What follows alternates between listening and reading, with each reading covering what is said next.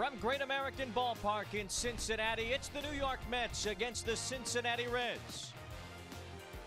New York Mets baseball on SNY is brought to you by National Car Rental. Go national, go like a pro. By Jeep, the most awarded lineup of SUVs ever. Visit Jeep.com to learn more. By Citi, preferred card of the New York Mets. And by Geico, the #1 insurer in the New York market. On the road into Great American Ballpark here in Cincinnati, fans can enter from northern Kentucky on their way through the Roebling Bridge, down Johnny Bench Way, and inside Great American Ballpark here in Cincinnati. Alongside Keith Hernandez, I'm Wayne Randazzo in today for Gary Cohen. And Keith, we will see the first Mets start for the new Mets catcher, Devin Mesoraco, in the lineup today. What can the Mets expect offensively from Devin? Well, Devin had the great all-star year in 2014. Since then, a lot of serious injuries, 3 surgeries. He is an offensive player. He had 25 home runs and 80 RBIs in 2014. He needs to play. He's a better hitter average-wise against left-handers, but has more power against the righties. So he just needs to play. He needs reps. This is a big move for the Mets. I'm really pleased about this because he is an offensive player and he can maybe spark this lineup. Mickey Callaway said that Mesoraco will call the pitches today because nobody knows the Reds lineup better than him. So it's Zach Wheeler getting the benefit of that. Wheeler allowed 8 runs in his last start, Keith. Well, Zach has had his issues, and it's always been a problem with him is his command. Ironically, this is his 72nd start of his career. Only one against the Reds, and it was a good one. He went 6 innings, gave up 1 run on a way to a victory. So the Mets need to get a victory here today and move on to Philadelphia and win this series. Mets have lost 5 of their last 6 series. The Reds have won only 1 series all year. Sal Romano gets the start from Long Island, born in Syosset. Raised in Connecticut, 2 starts against the Mets last year in his rookie season. He's 1-0 this year. He's given up home runs in every ball game he's pitched in, but he's 2-3 on a club that is in last place. Romano's given up 2 earned runs or fewer in his last 4 straight starts. He gets the ball today on a beautiful day in Cincinnati. We'll have the Mets and Reds coming up.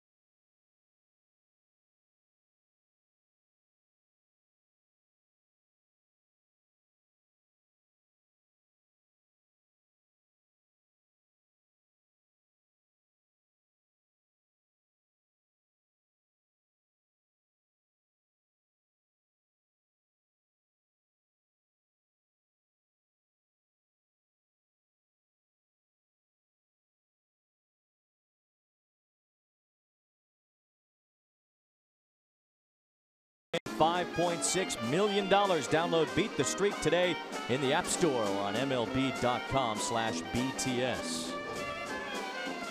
New York Mets baseball on SNY is brought to you by People's United Bank. 7th inning stretch. That's plenty of time to open a checking account with People's United Bank, member FDIC. By Verizon, the most awarded network is now the best streaming network. And by GMC, see the pros at your local GMC dealer. GMC, we are professional grade. Get to Citi Field for Star Wars night, Saturday night, May 19th, when the Mets take on the Arizona Diamondbacks.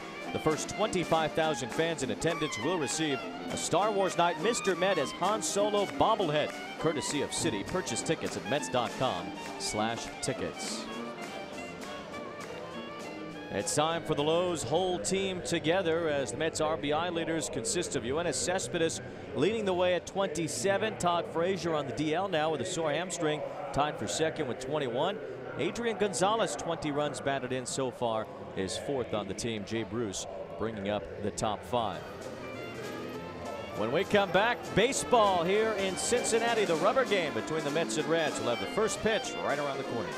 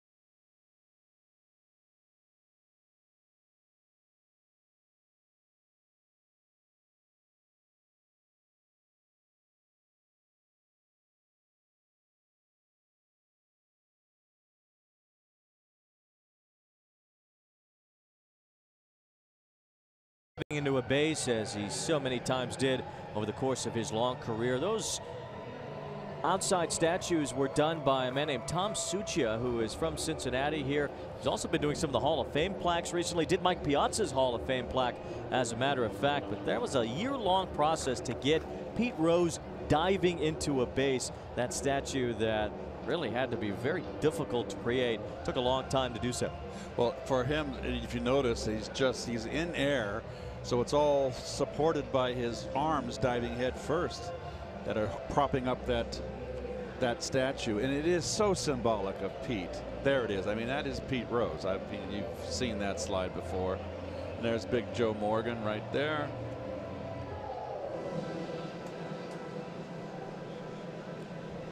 All those Reds players that do have the statues outside said it was just as important to get these in their name as it was to get into the Baseball Hall of Fame in Cooperstown. Well, that big red machine of the 70s was the greatest team put together, and I think in Cincinnati Red history, and they deserve all that. And there's Joe Nuxall, the left-hander, called up when he was 19 years of age. No, he was 15. 15, excuse me.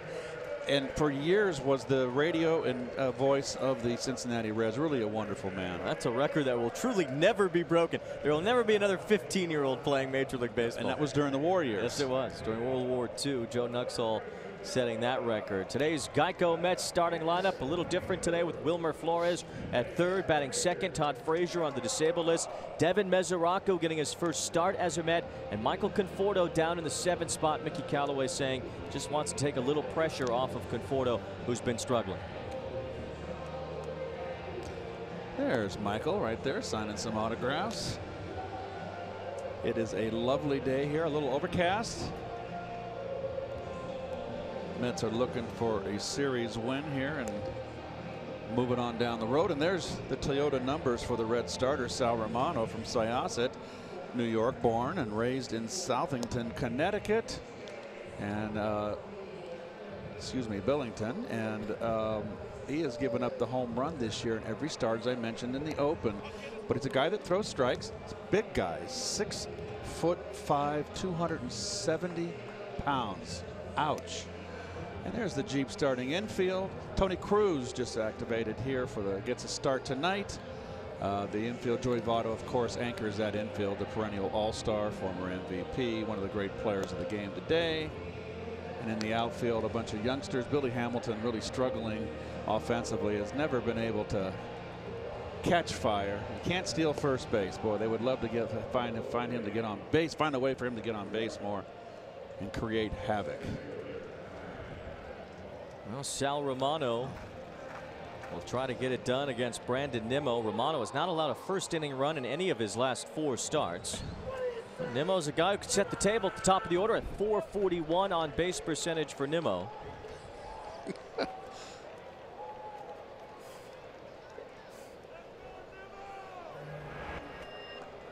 Sal Romano, a big boy on the mound there, Keith. Yes.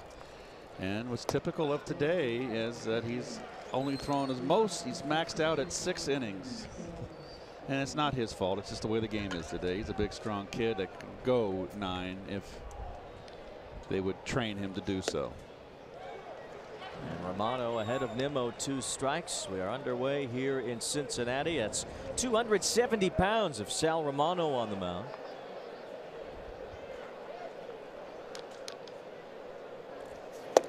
And 3 strikes to Brandon Nimmo to start the game. Jeez. I think Brandon's going to go get a cup of coffee. Never got the bat off his shoulder there. You don't see that from Brandon. 3 straight fastballs. Seems like Romano from Southington, Connecticut. That's right. Throws a heavy ball. He gets a lot of ground balls. Around 50% ground ball rate for his young career. He is pumping in strikes early on. I'll say he is.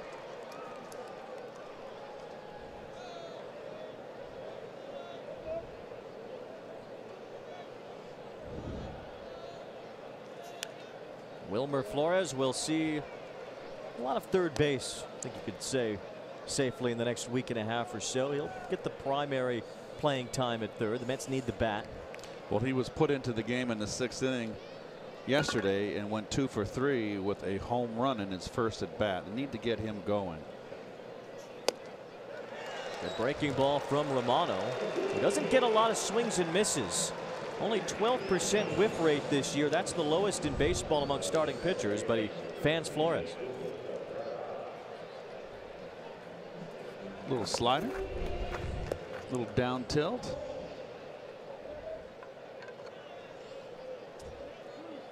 Now Asdrubal Cabrera had 2 hits last night and a run scored. Mickey Callaway crediting Cabrera's consistency the early point of this season.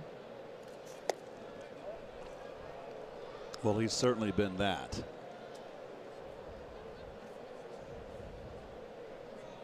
There's Mickey. Mets have slid to 4th place in the National League East. Only 2 games out of first, though. Braves lead the way in the division. Phillies right behind them, and then Washington now ahead of the Mets by a half game.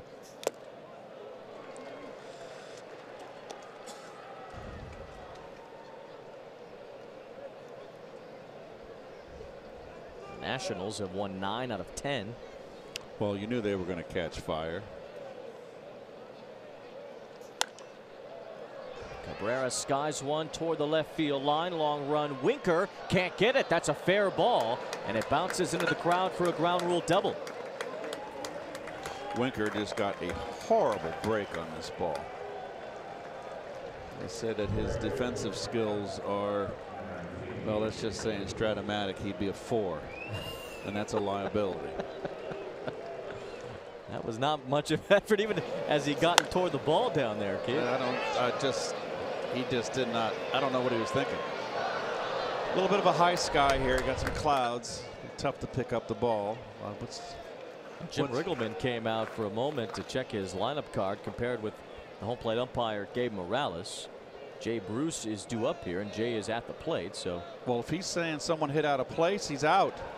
Wow. He said Cabrera hit out of place. They're saying then the lineup is not correct. I've got Cabrera hitting third. Flores is the one that they're saying was out of order. It sounds like from the microphone we just picked up. So the Mets have been accused here of batting out of order, which is an automatic out to end the inning. So the Cabrera double gets negated. The Mets batting out of order in the top of the first to end the inning.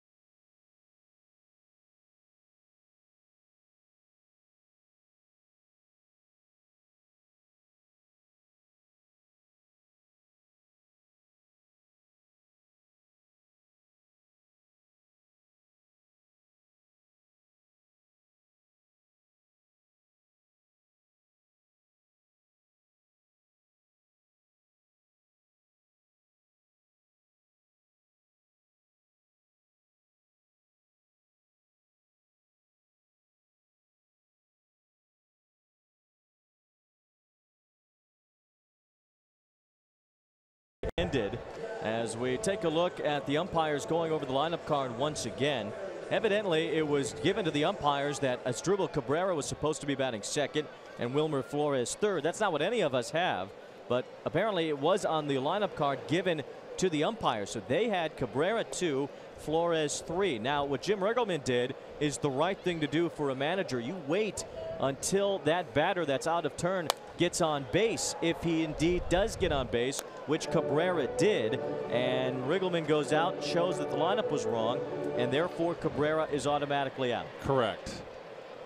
So we looked in between innings at the scorecards in both dugouts that are posted. There's a pop-up on the right side. Flores makes that play, and it is the lineup that the Mets hit with Flores second and Cabrera third, Nimmo leading off. So it must have been, as Wayne said, it had to be the lineup card given to the umpires and held by both managers that had and that's the official one. That's the one you give the umpire. That is the one.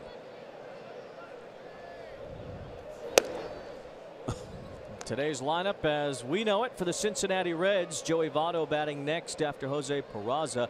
Alex Blandino in there for Scooter Gennett, and Tony Cruz doing the catching today.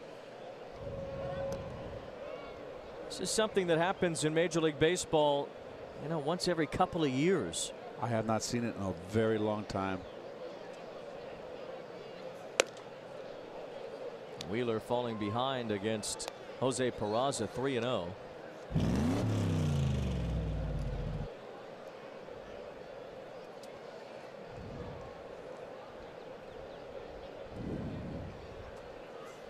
And there's ball 4. Wheeler, a 4-pitch walk. Remember, Wheeler gave up 5 runs in the first inning in his last start against Colorado. The Mets were hoping for some tweaks to Wheeler's pregame routine to get him off to a better start today, but now a man on for Joey Votto. Well, that's been, well, evidently, Wayne, we've just heard that the lineup is supposed to be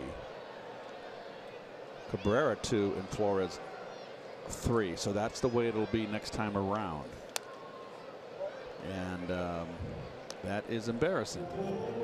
Yeah, just a big blunder on the Mets side, evidently. Now, if Cabrera had made an out, they would have just continued on as if it never happened. And it's only hopefully because Cabrera got a hit. And keep it. They do it again the second time around. Right. You can just play possum right until it affects an outcome negatively for you. Yeah, and that's what Jim Riggleman did. He was all over it. Riggleman's a veteran, no doubt. Now, I don't know how to score this because I have not had this before. If anybody knows out there, I put in a text to Gary. I know that in between innings, and I haven't heard back. So Gary must be having a nice afternoon right now. Yeah, the hit is off the board. The hit doesn't count. But how is it scored? That's what I want to know. Just give a put out to the catcher, right?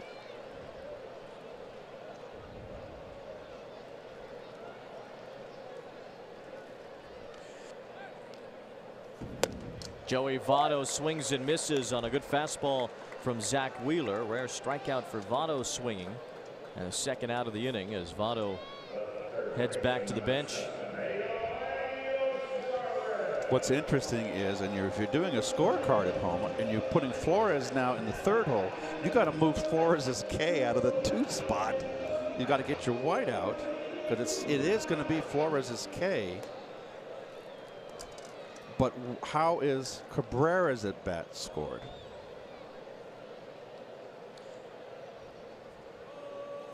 Now Eugenio Suarez bounces into center field. That's a base hit. Suarez continues his hot hitting. He's had 15 runs batted in during the Reds' current homestand. He was all over it last night, had a 4 RBI game.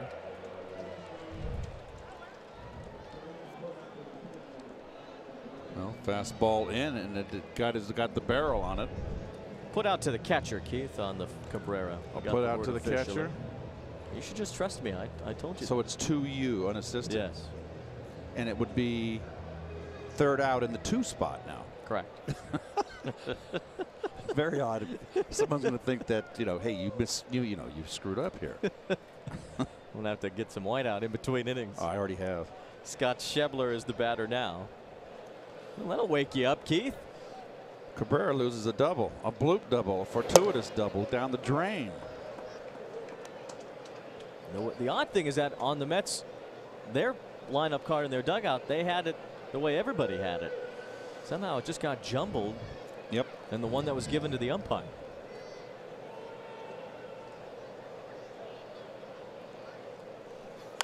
There was an instance in 2005 as we give you the Reds defense here or the Mets defense. The Mets Mets defense. Devin Mesoraco, the newly acquired catcher, former All-Star behind the plate. Flores at third base. Nimmo in the outfield. Cespedes now with that quad. He gets a day off today. Day game after a night game. Conforto moves to left. Mesoraco wants this ball up on Schebler. Wheeler gets it there, but too high. 2005, Buddy Bell for the Royals delivered a different lineup to the umpires than was posted in the dugout like today. Bottom of the first, David DeJesus got a hit. Mike Scioscia called it out. So Angel Barrera, who was supposed to bat first, was called out. And then DeJesus had to bat a second time after he just got a hit.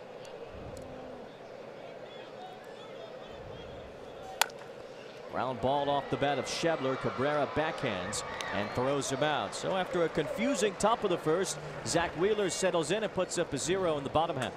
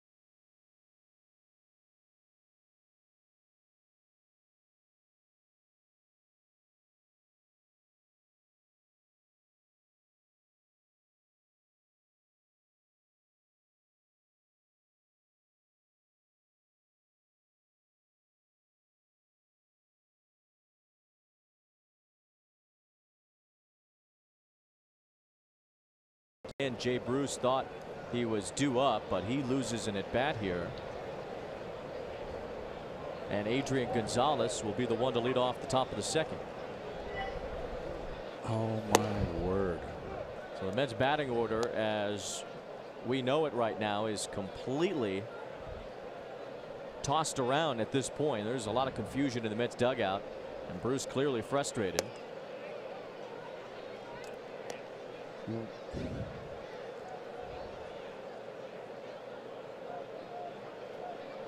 Nobody in the on deck circle for the Mets right now either, as Gonzalez takes his at bat here in turn. Doesn't seem like the Mets have a strong idea who's in the on deck circle. Looks like Mesoraco now will step in there. Yes, I think the Gonzalez slaps one into left. Winker won't get that one, and it's a base hit for Adrian Gonzalez. Not much of an effort by Winker there. Jeez. So now Mickey Callaway up on the top step. Oh, here we go again. What's going on? We got Riggleman coming out again. Yeah, here comes Riggleman. The Mets lineup card just must be completely out of sorts right now.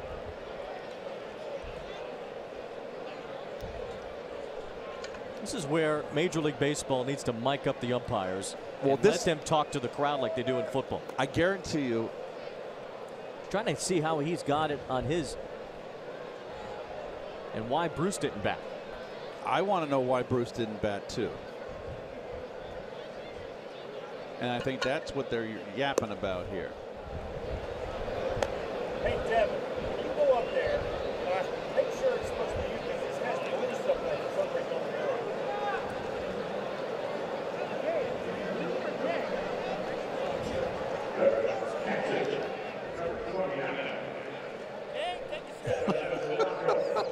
So Jay Bruce got denied a plate appearance here for some reason.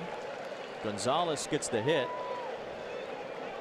I wonder if there should already be an out in this inning. I wonder if Bruce is out.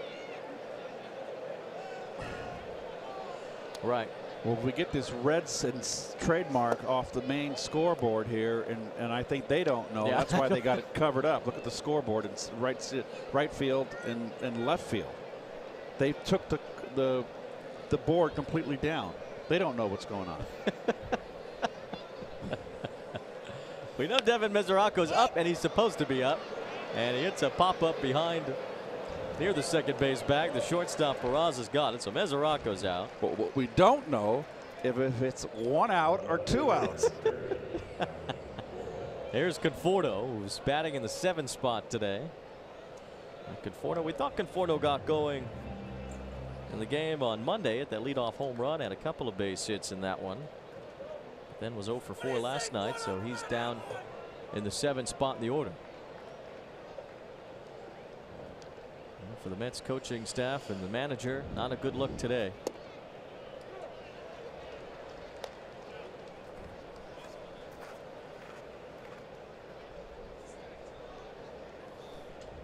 And as we try to sort this out, we don't know what the umpires have that's different from what we have and from what the Mets gave out today. As Conforto strokes one to right center. A base hit for him. Gonzalez will get to third at least. Hamilton cuts it off and sends it in. Conforto has a double. Gonzalez holds at third. Michael Conforto down in the 7th spot in the order, as we know, getting that base hit. Well, double right here. Fastball. Good to see. Need to get Michael going. Saw him in the lobby this morning over everybody's checking out. He seemed in good spirits. And the Reds will play the infield. It looks like they're going to go halfway play. I don't know what they're doing. Right side of the infield is in. The left side of the infield, the shortstop's back now. He's coming in. Everybody, what is this? They need espresso, not regular coffee. So it's basically halfway on the infield.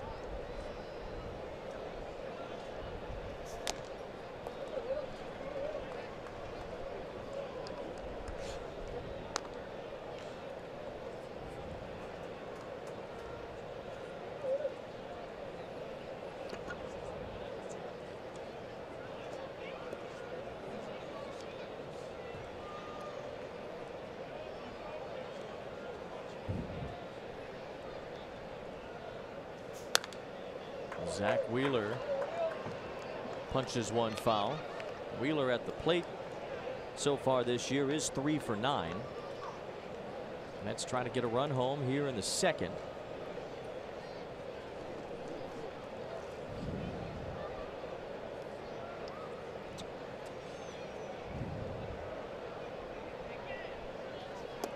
And Romano busts in the breaking ball for strike 3. So that's the 2nd out of the inning.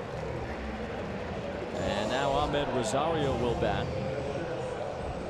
So Bruce just, I don't know if he gets credited with an at bat, because technically he was up at the plate. Physically, he was up at the plate. Yeah, he went up, but there was never a pitch thrown when he was up there. We should.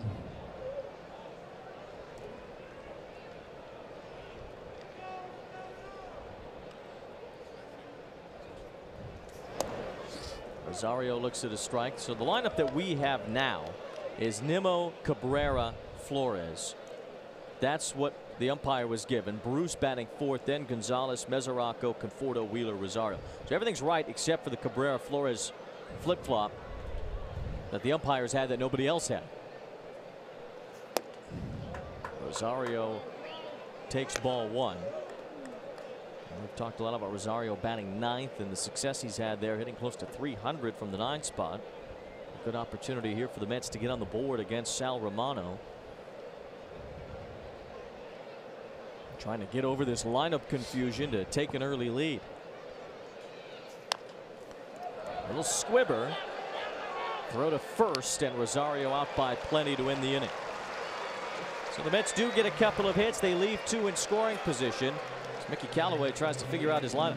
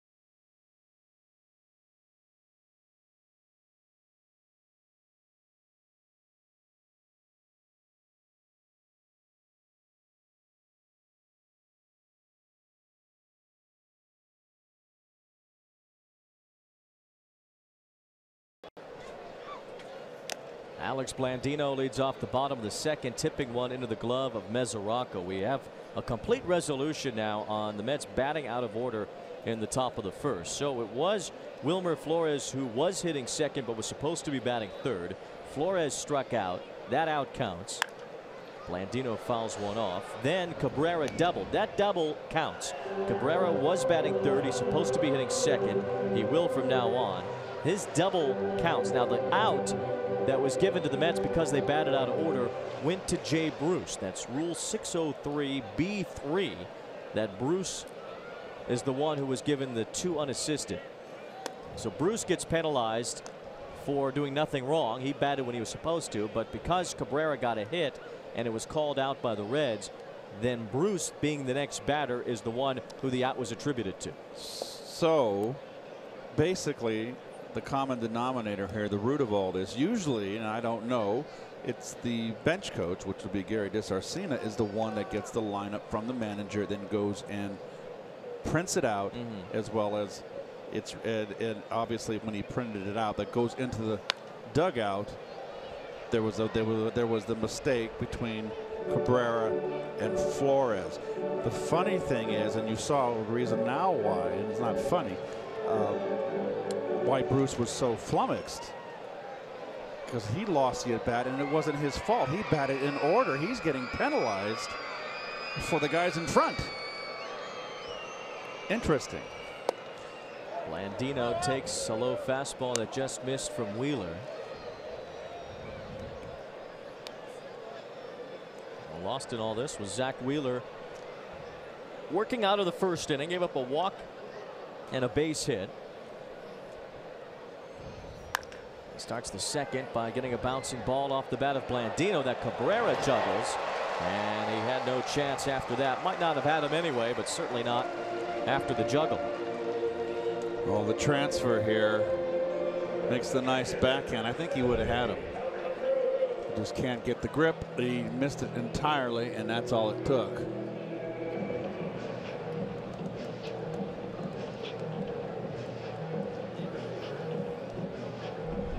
A frustrating start to this day for the Mets, although nothing's happened on the scoreboard yet.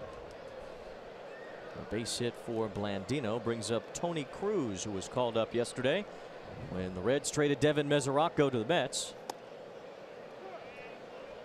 Cruz had an odd day. He was getting ready to catch at AAA Louisville. Got the call after 5 o'clock that he needed to drive over from Louisville to Cincinnati. So I'm sure he's not upset about that.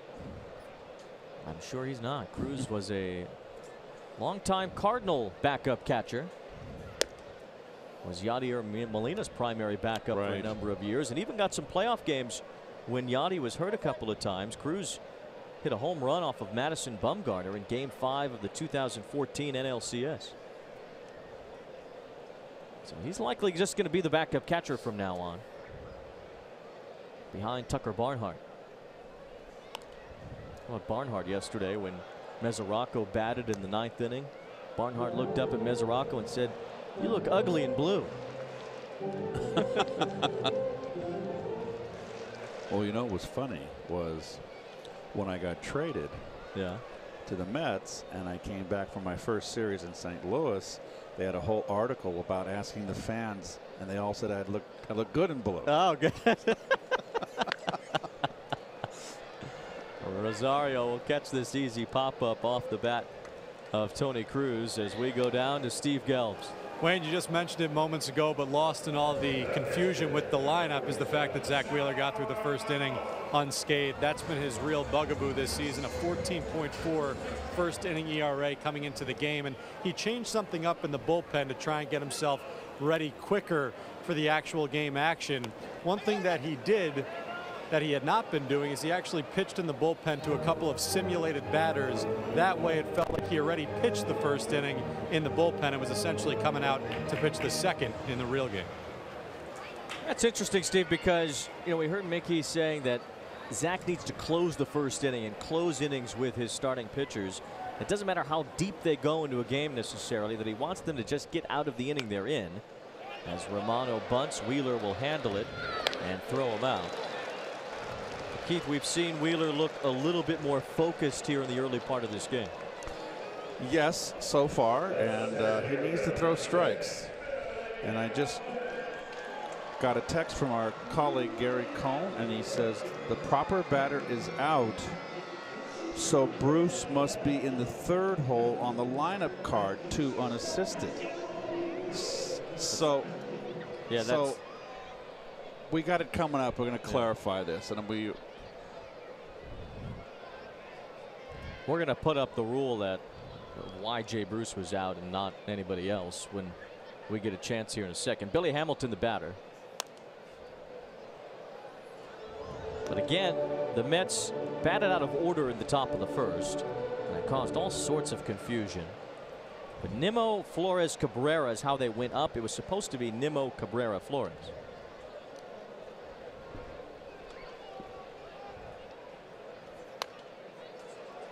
Well, either way you slice it, the Mets batted out of order. Cabrera got a double during his at bat. Flores struck out, so those two occurrences stuck. But when they batted out of order and they were called out for it by Jim Riggleman, Jay Bruce was due up, so he's the one who got the out, although he did not bat out of order.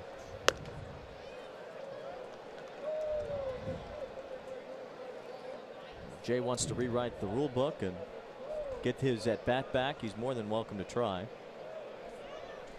But an uneven 0 for 1 for Bruce today. Wheeler with a good pitch there, buried that one to strike out Billy Hamilton and end the inning. So leadoff base hit, but that was all for the Reds here in the second, and it's scoreless in Cincinnati.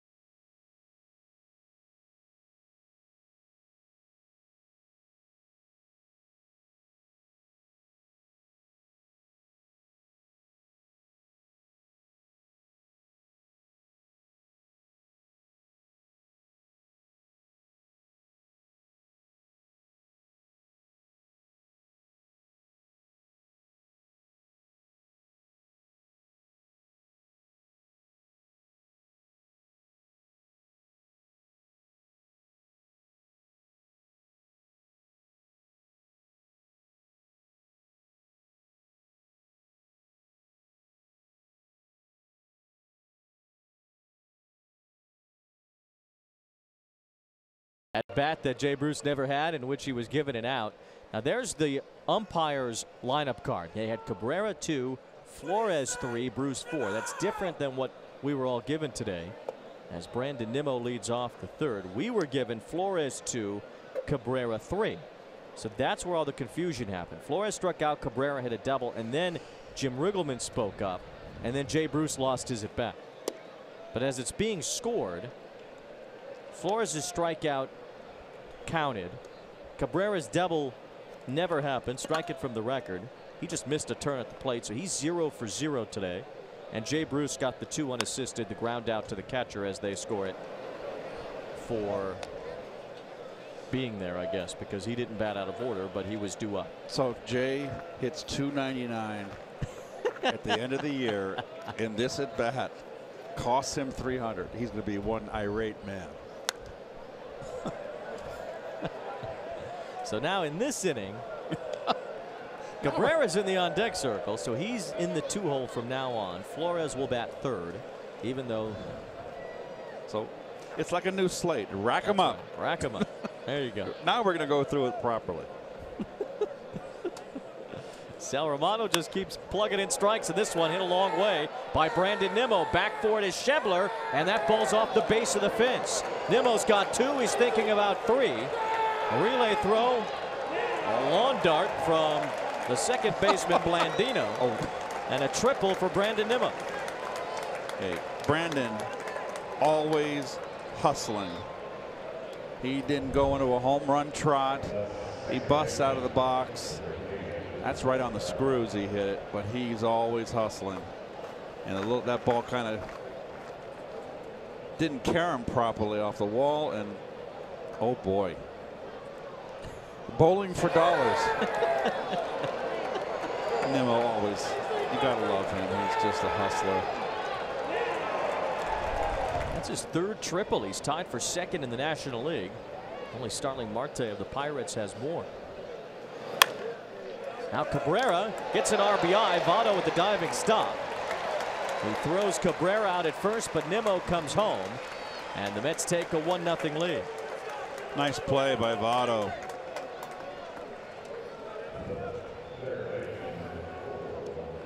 And that at bat counts for Cabrera. His first one did not.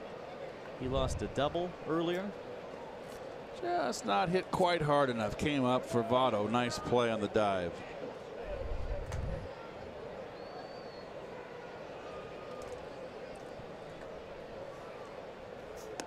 Now Flores in his supposed batting spot in the 3-hole. He struck out his first time, batting 2nd in this game.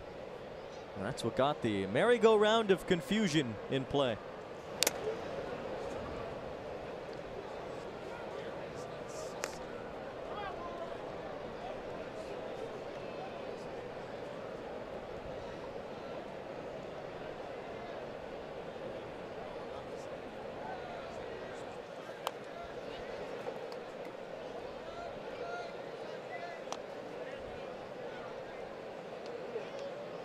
Jay Bruce on deck. He'll bat for the first time today, even though he's 0 for 1.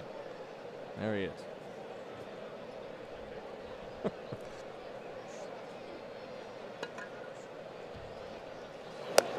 Flores swings through a high breaking ball.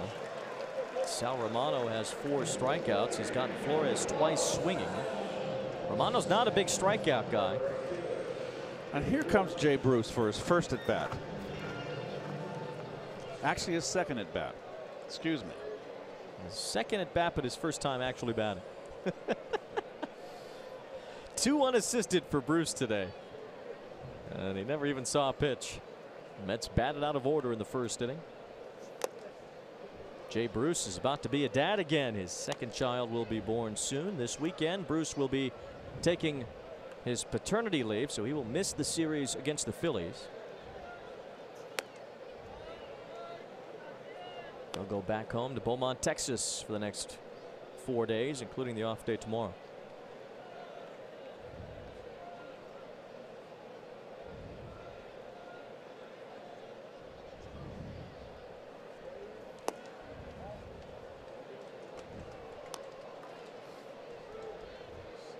Romano with 4 strikeouts already. That's more than he's had in his last 2 starts combined. Jay Bruce hits it hard, but right to his good friend Joey Votto. Oh, what a way to start your day. Bruce 0 for 2 with 1 at bat. Mets 1-0 after 2.5.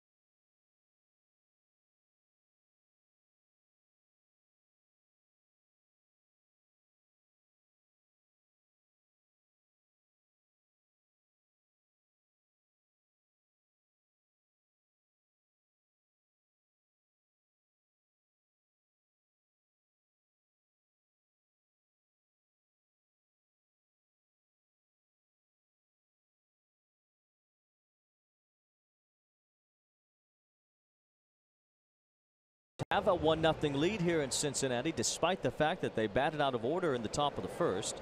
Zach Wheeler has looked settled so far. Second time through the order now as Jesse Winker looks at a strike.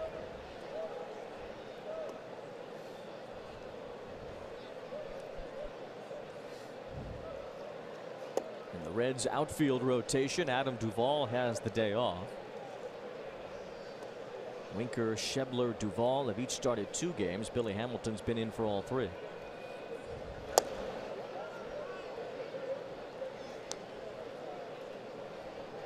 Mets would like to see Zach Wheeler attack a little bit more. I think we've seen that today. Struck out Joey Votto earlier.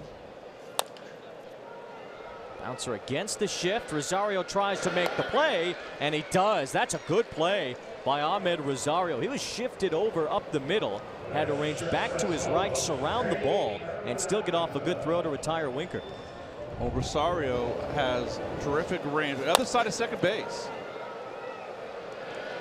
And he shows really good range to his right there. He has terrific range to his left. That's a fine play. Trying to bunt. Peraza does that better than most in the majors right now. He leads the league in bunt base hits.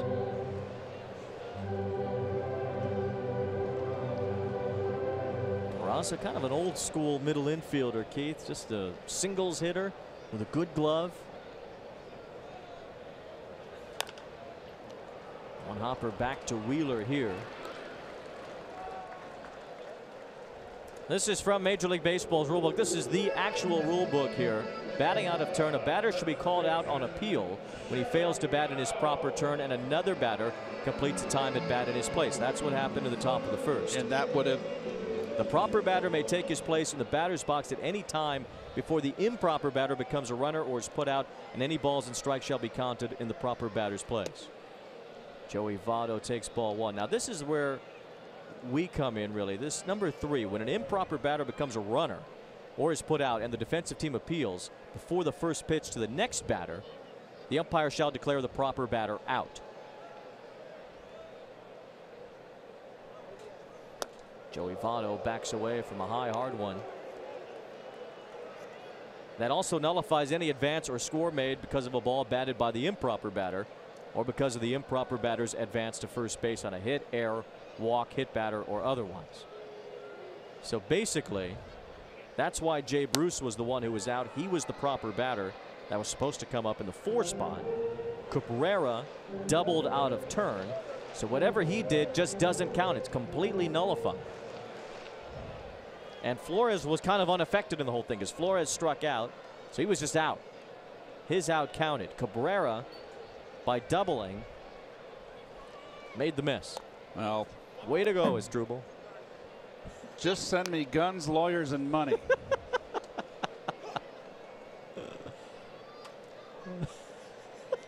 Have you ever seen that? Have you ever seen a team bat out of turn like that? I have. It's just been so long. Another one up and into Votto. It's twice in this at bat.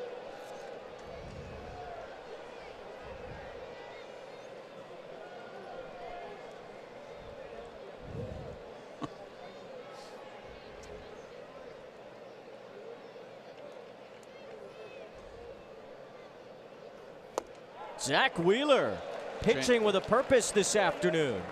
He struck out Joey Votto twice, backed him off with a couple of fastballs, and Wheeler has a 1-2-3 inning.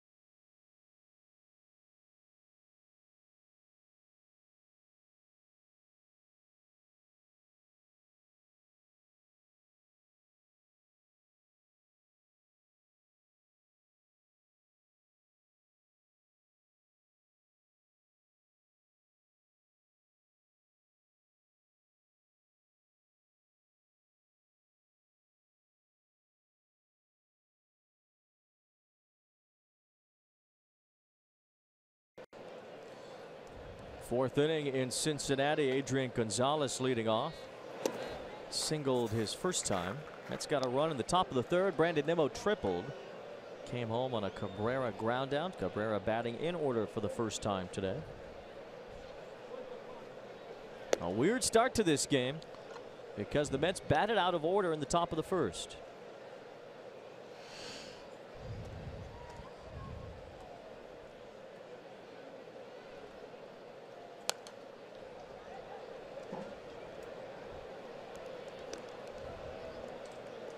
Gonzalez had the big night on Monday. A couple of home runs, had an RBI yesterday walking with the bases loaded.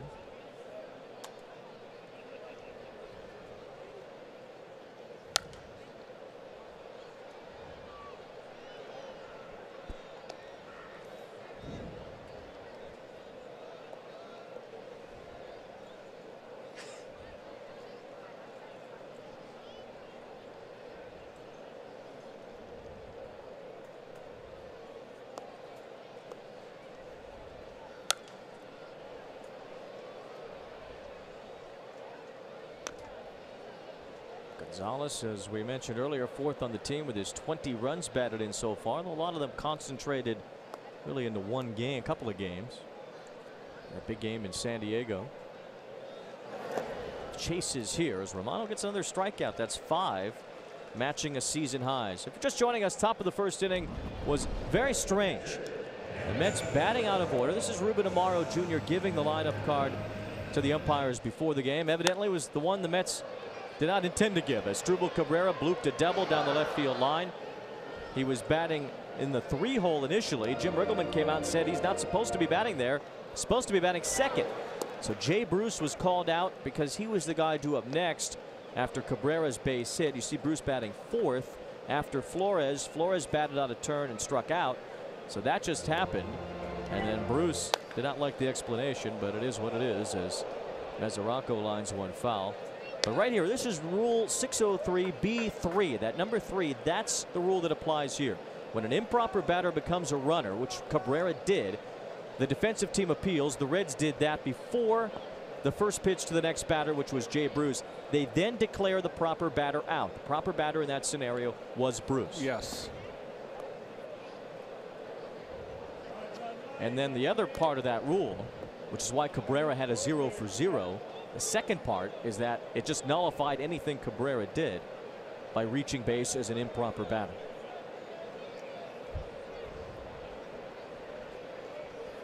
As Mesoraco takes, and it's 2-2, and a credit to all the guys in the truck for scurrying through the rule book to get that up. And all those words in there to describe that, and credit you to make it so concise and well put. You have to speak 1800s English. I didn't know Alexander Cartwright would be joining us for the broadcast today.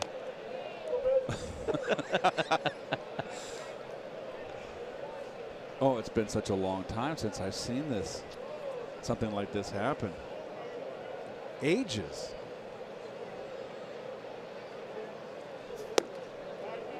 Romano backs off Mesoraco, who is looking to get into a game where he wins. Keith, he's played 19 games this year. His team has lost all 19. Oh, I like the way he swings the bat. And he chased that one. Romano with his 6th strikeout. A new season high for Sal Romano. His career high is 7. He's got 2 outs here in the 4th. Well, let's see if Conforto can build on this at bat. Doubled up into the gap. You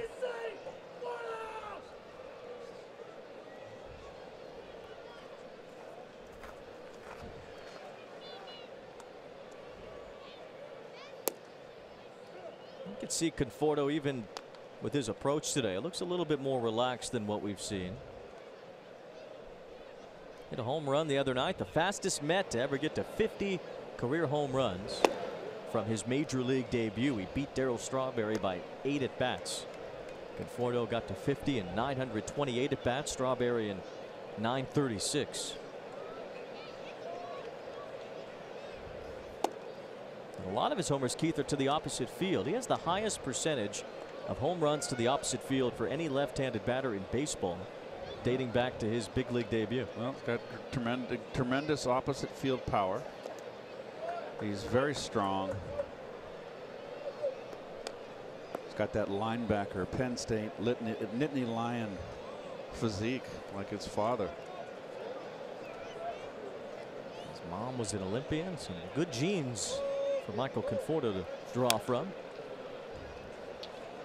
Synchronized swimmer, mom. Yes.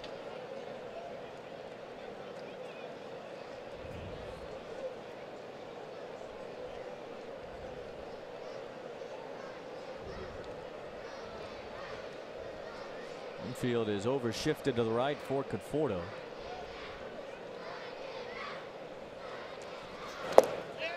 Trying to check his swing, he did.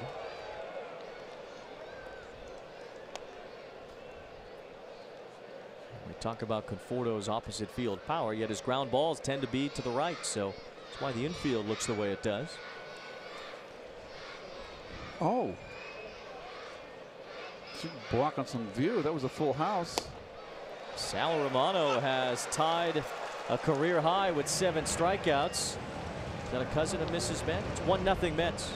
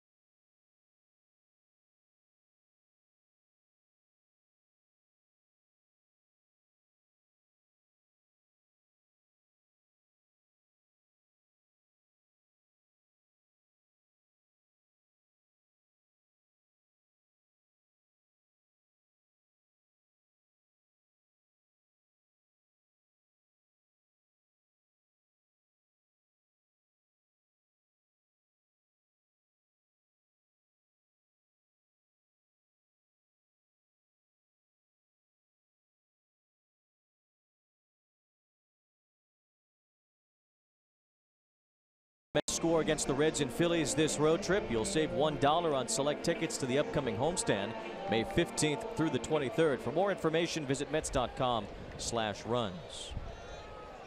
Mets have 1 run today and 10 so far in this series against the Reds. Eugenio Suarez has been a house of fire at the plate. 25 RBIs in his first 20 games.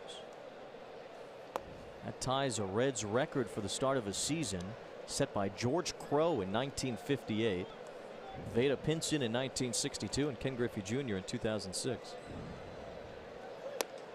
Vada Pinson was quite the player, quite a center fielder, very underrated player. He's part of the first all African American outfield. It was Tommy Harper, I believe, in left, or Frank Robinson in left. Not sure which way. I think Frank was in right, Vada in center, Tommy Harper in left. Not a bad outfield.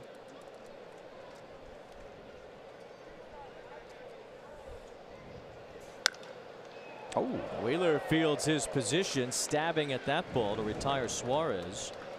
1 out, and for Zach Wheeler, No runs allowed in the first 3 1/3 innings today. This is the first time he has gone through the first 3 innings of a start without allowing a run since July of last year against the Cardinals. 6 straight starts he had allowed at least 1 run in the first 3 innings. Well, he's looking sharp right now, and this is much needed for a bullpen that was compromised last night. Zach needs to go deep in this game, and he's come out pumping strikes, and he hasn't walked a batter yet. Well, actually, he's walked 1, but he's throwing strikes. Looks very, very sharp. He looks sharp and he looks intent. Looks like he has a plan today. He knows what he wants to do, and he's executing.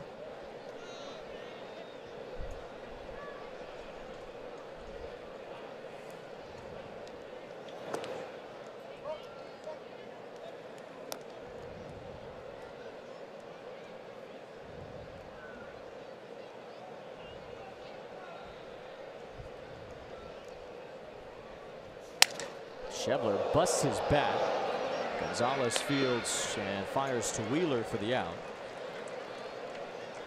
It's 8 in a row set down by Zach Wheeler. And there's Schebler's bat. What's left of it. Bat almost went farther than the ball, Keith. Put that in the fireplace. A little kindling.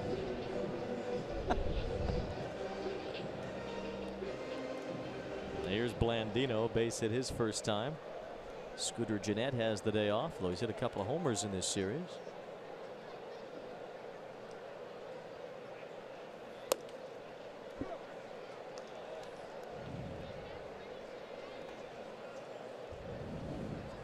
Strike 1 has been a friend to Zach Wheeler today. He's gotten a lot of soft ground balls, 3 in this inning, to retire the side in order. Zach Wheeler sharp through the first 4.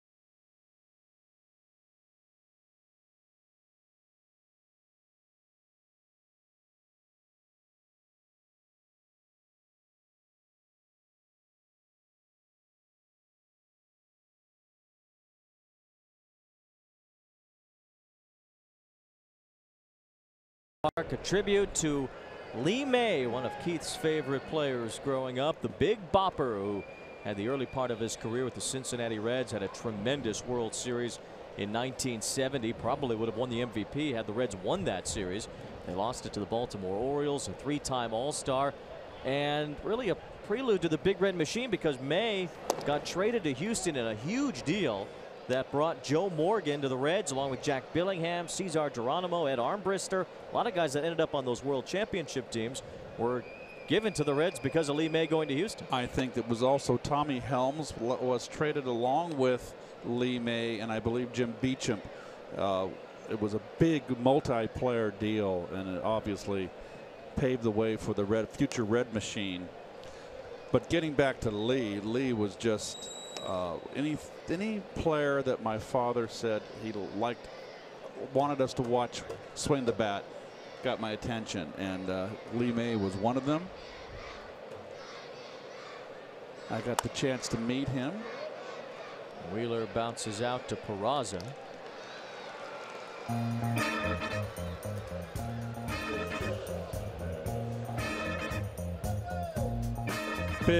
Big, powerful hitter, Lee.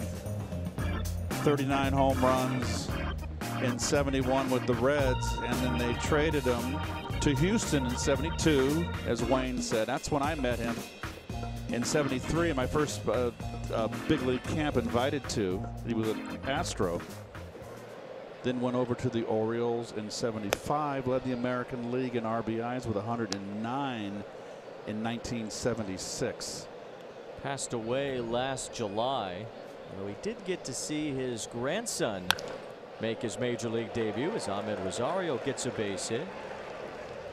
Jacob May played for the Chicago White Sox at the beginning of last year.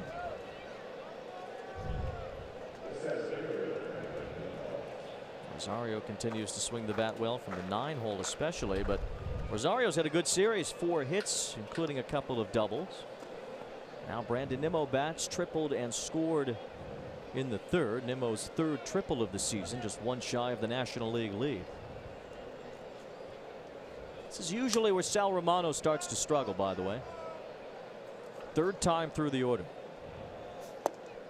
Opponents hitting .216 entering today the first time through, .248 the second, and then .308 that 3rd time through. See how the Mets swings look in this 3rd trip, starting with Nimmo.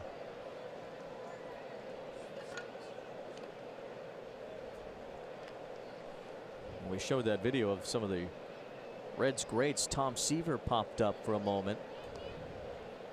See the numbers for Romano. I thought it was great what Mike Vaccaro of the New York Post said yesterday when Matt Harvey got traded to the Reds, that everybody thought Harvey would be the next Seaver.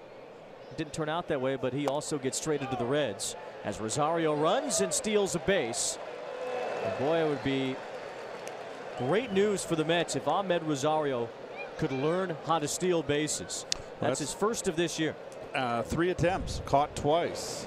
He's got the speed to do it. And you saw it right there.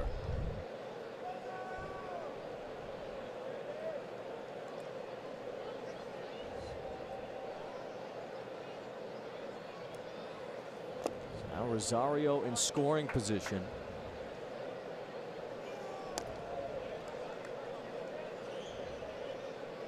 The Mets were planning to work with Rosario a little bit before the Phillies series in terms of getting him to be a little bit better at reading pitchers and getting that jump. Got a good jump there against Romano. Mickey mentioned that sometimes Rosario's jumps have held him back.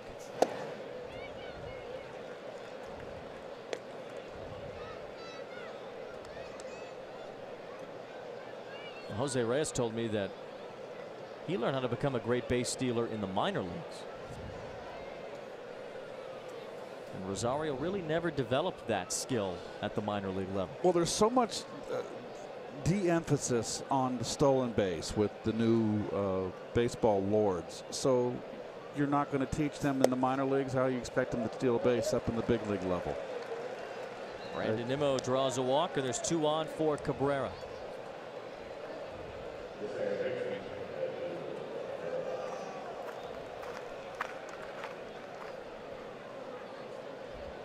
It was Cabrera who confused just about everybody in the top of the first inning today when he doubled out of order. Jim Riggleman was all over it as soon as Cabrera got to second before Jay Bruce came up. He accused the Mets of batting out of order. Flores hit before Cabrera in the first inning. He's hitting after him now.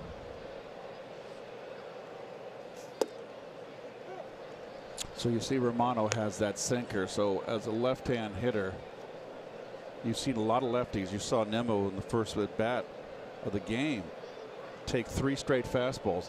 He's got a fastball that starts at the hip and runs out over the plate to the left-hand hitters. Well, you got to put that in the back of your head and anticipate that break.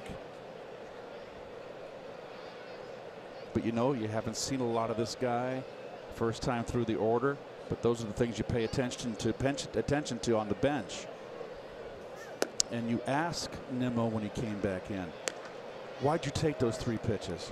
What fooled you? And it's, well, I bet you, he said, well, both of them all started at my hip and it broke out over the middle. Well, put that in the back of your head. He's got a fastball that does that.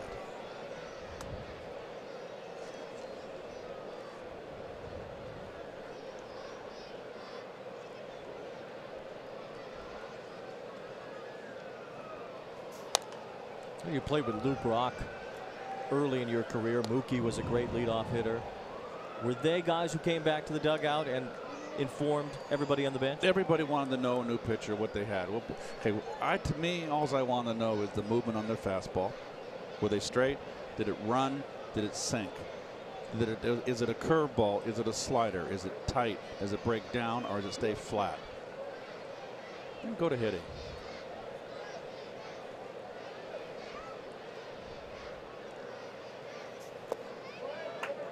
We saw the Mets swing at that pitch quite a bit the first couple of times through. Cabrera spit on that one. I hate that when that happens. I mean, I have no issue with Chevrolet. I like Chevys. Yeah. It gives you a jolt. A lot of horsepower. Cabrera's driven in the only run today, grounded out to score Nimmo in the 3rd.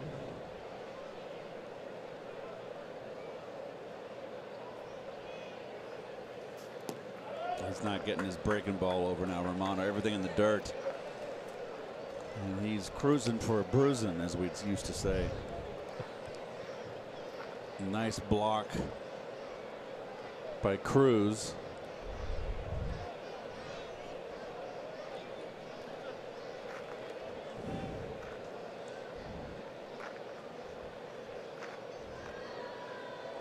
Mets have not had a hit with runners in scoring position in 6 of their last 12 games. Cabrera can fix some of those woes right here. Hits it hard, but hits it right to Hamilton. 2 outs. GMC Road ahead for the Mets. Gary's back on Friday when the Mets and Phillies play in Philadelphia. Ron Darling will be joining Gary for the next 5 games. And a Gary, Keith, and Ron reunion when the Mets and D-backs play next Friday at Citi Field. Ron has the Friday game and then gets the Saturday, Sunday off. Very nice.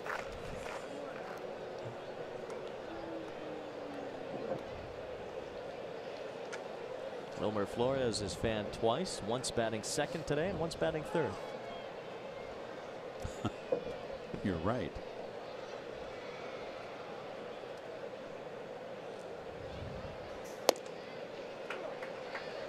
Probables for the Mets and Phillies brought to you by Citi. Steven Matz against Jake Arrieta, who's had a good start to the season as a Philly. Noah Syndergaard will face off with Zach Eflin on Saturday.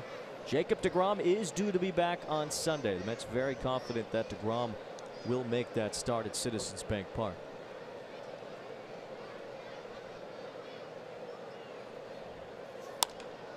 Flores grounds it sharply, but the second baseman Blandino hadn't played well.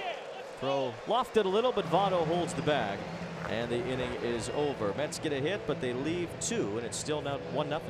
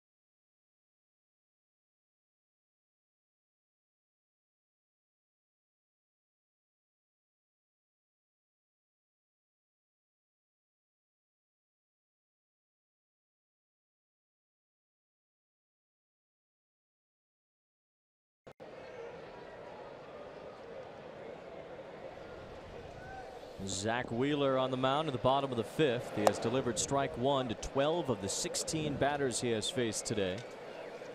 He has retired 9 in a row. And the Reds have not hit a fly ball to the outfield in this game. Oh, Wheeler's pitching inside and getting in on the hands of these hitters. But more importantly is he's throwing strikes. And I always said he's got the stuff to win. He's just got to get ahead of hitters, have command, no walks, keep the walks at a minimum. Nice pitch right in the spot Mesoraco wanted it. Cruz strikes out. 4th punch out for Wheeler. Looks like he's getting his rhythm too. This ball's got some mustard on it. And always when you pitch upstairs, and we're talking about this now since the start of this season, Wayne, pitchers pitching upstairs, DeGrom, how he does it, the way the hitters hit today, they're vulnerable up there. And you've got a fastball as alive as Wheeler's, it's going to have more life upstairs. Sal Romano at the plate, bats left-handed even though he's a right-handed pitcher. Just like pretty much all the Mets starters do, they bat opposite of the way they throw. That's what got Jacob deGrom into a little bit of trouble, hyperextending his elbow, but as we mentioned, deGrom should be ready for Sunday. Romano tried to hold his swing. Mesoraco pretty confident it was strike 3. It was. The ball was landing in Flores' glove at third when Jerry Meals called strike 3 from third base. No, I think that was just the pitcher up, and you know, it's a day game and it's getaway day. Strike 3. You're not making a living with your bat. I didn't think he swung. Here's Billy Hamilton. We've been talking about Hamilton hitting the ball in the air a lot lately, Keith. He has 1 stolen base in his last 25 games. I saw that note. He's only attempted 2. You got to wonder, right? That's part of his game. It should be his only game. He should hit like Vince Coleman did. Just chop the ball on the ground and run like the devil. Well, Ichiro did a lot of that. Even though Ichiro had over 3,000 hits, he had over 20% of them on the ground in the infield, whether bunt base hits or infield hits. Hamilton rips this ball in the air, but Jay Bruce has it, and Hamilton won't steal a base here in the bottom of the 5th. Zach Wheeler is rolling. He's retired 12 in a row.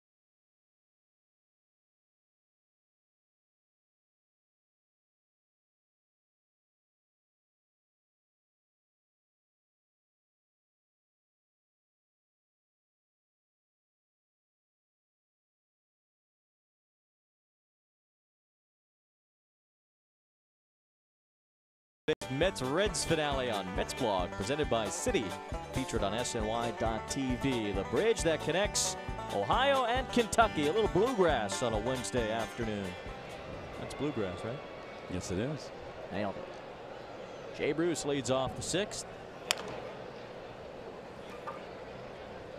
Bruce is 0 for 2. He's batted once today. Lined out to Joey Votto in the 3rd. Even out of order. 0-0-0 in the 1st.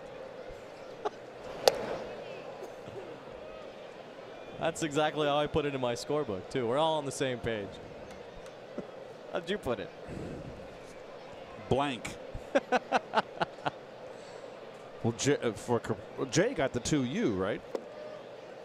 Correct? Yeah, actually, I put the 0-0 for Cabrera. I just left Cabrera's blank. Yeah. And he doesn't count as an at-bat or a plate appearance. Both starters heating it up. Spectrum high-speed pitch. Wheeler 97, Romano 95 today. Romano doesn't get past 6 innings usually. Has not gone beyond 6 yet this season, so this could be his last inning. Gonzalez will follow Bruce. And then Devin Mesoraco in his first start as a Met.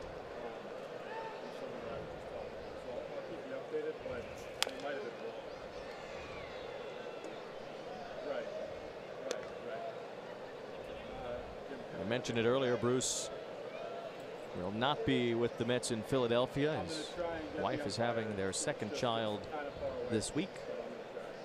He'll take his 3 paternity days over the weekend. The Mets have Cespedes banged up a little bit, off today because of his sore quad, just giving him some rest with the off day tomorrow. Really turns into 2 off days. And that is perfect recipe. Remember, he hurt that quad on a day game after a night game. So Bruce gets under it. Billy Hamilton settles under and squeezes to retire Bruce.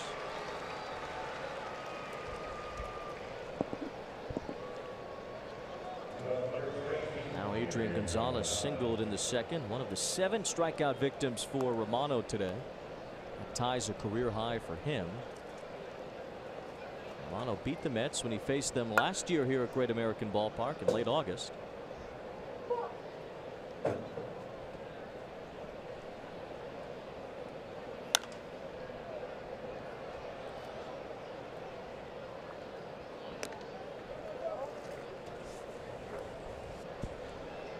Keith, a no-hitter in the big leagues last night. James Paxton of the Mariners. saw that. Saw some highlights. A big curveball he was throwing, and a lot of guys swinging in the dirt at it. Just the 2nd Canadian-born pitcher to throw a no-hitter, and he did it in Canada. So this season in the big leagues, there have been 3 no-hitters in 3 different countries. 3 different countries. How about that? It's never happened before. Nope. And you're going to have baseball in London. Could be 4 no-hitters in 4 countries next year.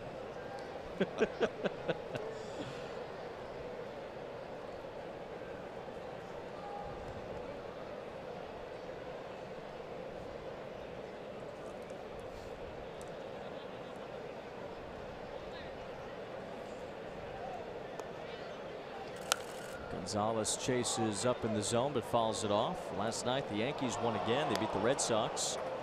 But there was an interesting article, Jared Diamond in the Wall Street Journal, about the Red Sox offense and how they are swinging early and often in counts this year. Well, it's interesting. Joey Cora, who took over as manager, was coach in Houston last year, and through analytics, which I've always said is a useful tool, the Red Sox had been a team that led the major leagues in 2017, but failing to swing at 38% of the pitches they saw in the strike zone. So they were taking strikes. Alex Cora came over, explained that to them, and as a result, it's been a complete turnaround for the Red Sox. They lead the American League in slugging percentage, batting average. The only change that they've had really in personnel is J.D. Martinez. It's the same group, and evidently it had a big effect on Mookie Betts. Betts having an incredible start to the season as Gonzalez grounds out. That was Suarez the third baseman who retired him. Right now we go to Doug Williams in the studio for a game break brought to you by your Tri-Honda dealers.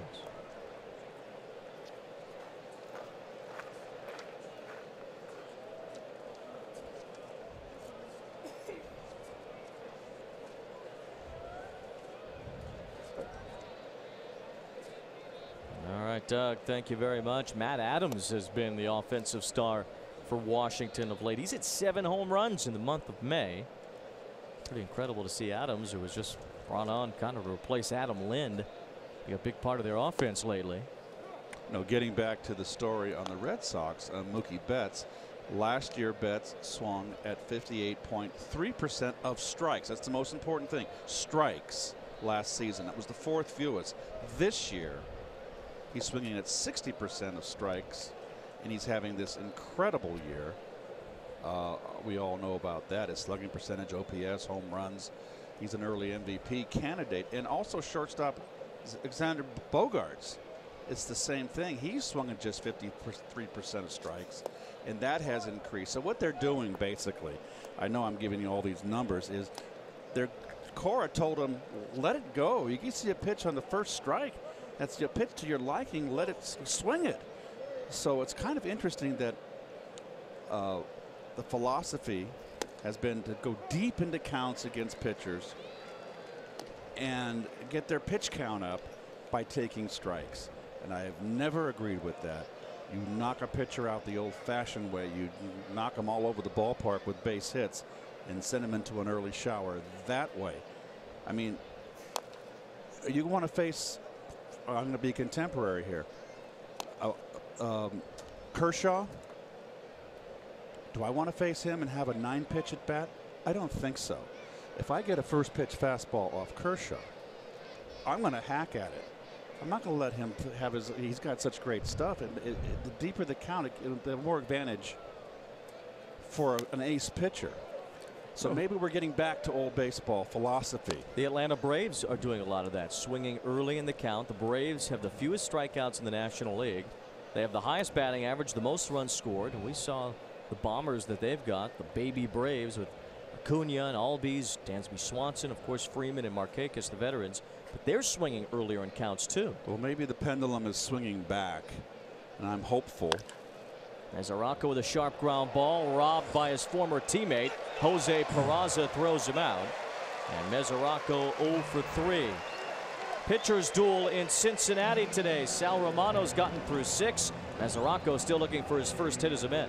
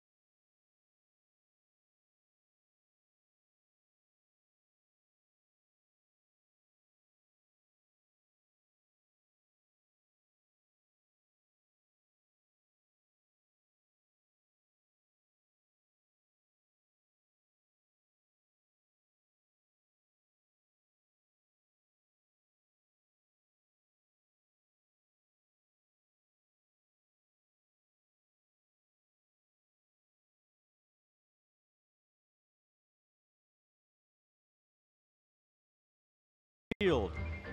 Ballpark that opened in 1912. The Reds stayed there through 1970, at least part of the 1970 season.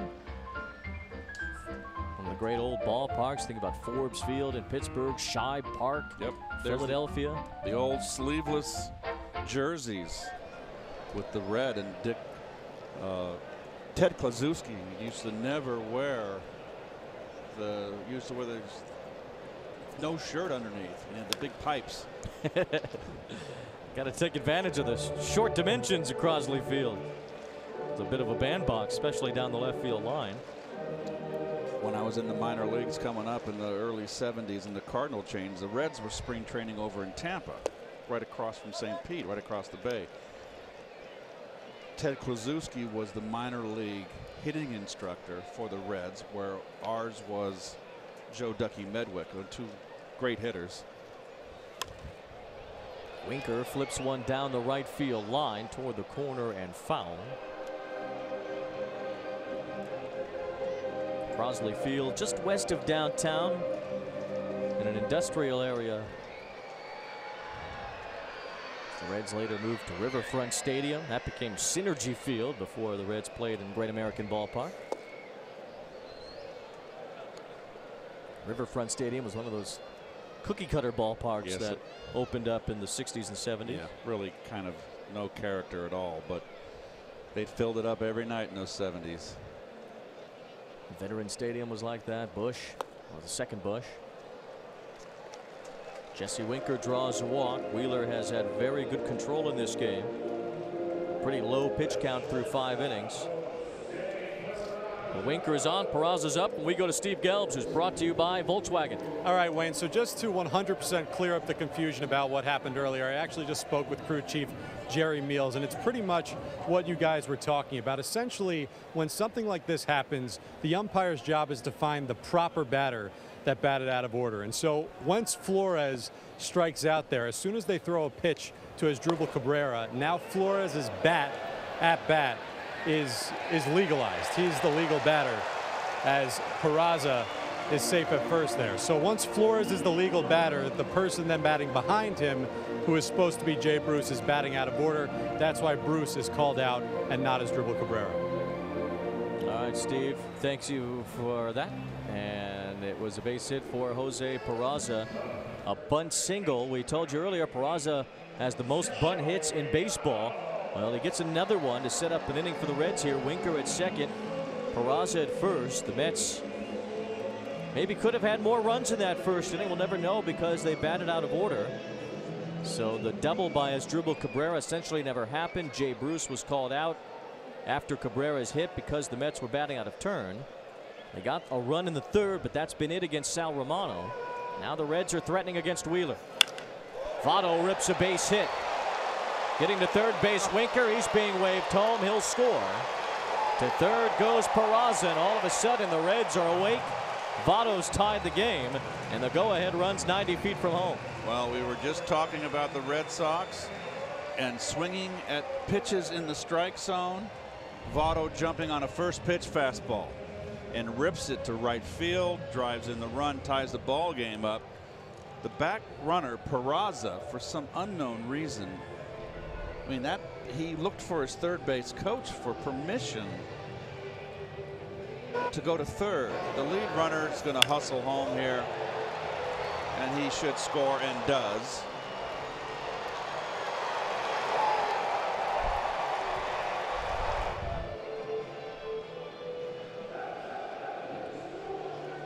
So the Reds have even the score and are not done yet. Watch the back runner here. He's looking at, it's hard to tell, but he's looking at the third base coach. Hesitation. Why? Look, you can see over your, look at the right fielder and make your decision. That's, take the initiative, which they are taking away from a lot of players today. Everybody's thinking for them, or there's a lack of baseball instincts. Well, here's Suarez, who has driven in a lot of runs in a short amount of time. 15 RBIs for Suarez on this homestand for the Reds alone. He's a good hitter. He had 4 RBIs in the game last night. Mets infield is back. They're hoping for a ground ball to turn 2 here and try to avoid a bigger inning. They'll concede the run, it looks like, as Jared Hughes, who we saw the other night work a couple of scoreless innings, gets going in the Reds bullpen. Wheeler has had so many troubles the first time through the order this season that he's had very few chances against a third time through the order. However, he's been pretty good third time through. Robert Gesellman loading up in the Mets bullpen. However, in the third time through the order today, a walk and 2 singles have caused immediate trouble in the 6th.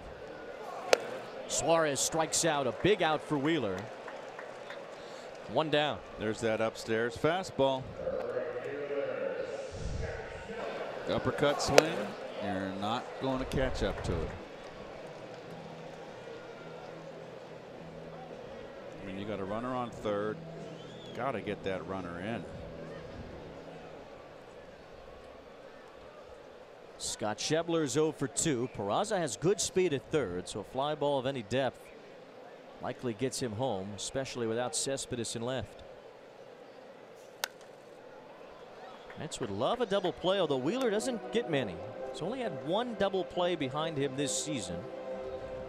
Entering today, he's had 28 opportunities to get a double play ball, meaning chances where the Mets could turn 2 on a ground ball. It's only happened once.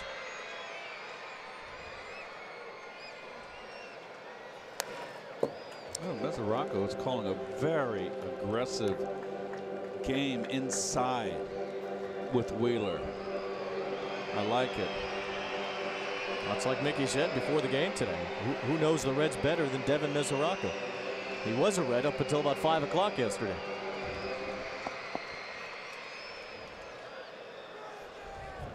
His catcher's mitt still reflects his Reds career. All that red stitching on Mesoraco's mitt. They'll relace that with orange. I don't think he looks ugly in blue, like Barnhart said. Blue's my favorite color, by the way. Mine too. Wayne, I knew there was. I knew we had something in common.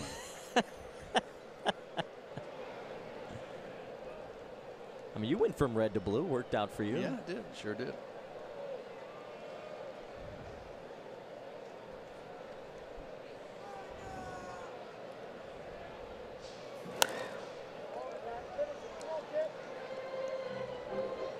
Schebler, who the Reds got along with Jose Peraza from the Dodgers when they traded Todd Frazier to the White Sox. And he's grounded into only 1 double play this year. He's put the ball on the ground a couple of times today. The Mets would love to get out of this inning with just the 1 run. Mesoraco got lucky. That ball hit the umpire. Gabe Morales got hit in the shin pad, kept that ball near home plate. Oh, under, you're right. Very fortunate.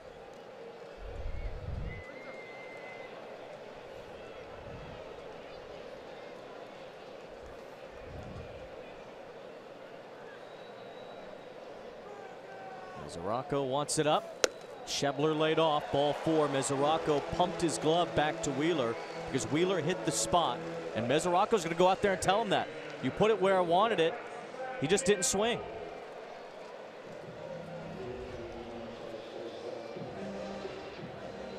Good job by Mesoraco going out there and making sure Wheeler shook off that walk. Well, you got Blandino here with the bases loaded.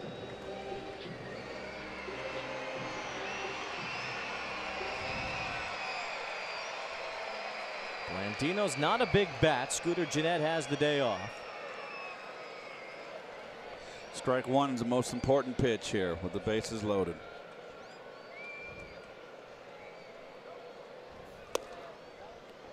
It doesn't happen for Wheeler. It's ball 1. Blandino's grounded into 3 double plays and 56 at bats this year. Bases loaded.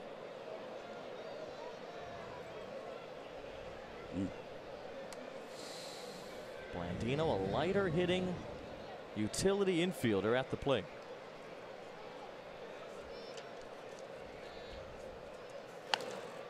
Popped up.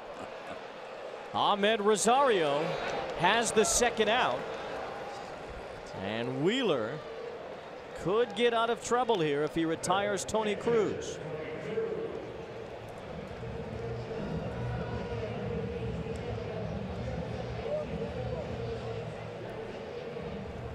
It's almost a sacrifice fly is almost an act of futility. It shouldn't be.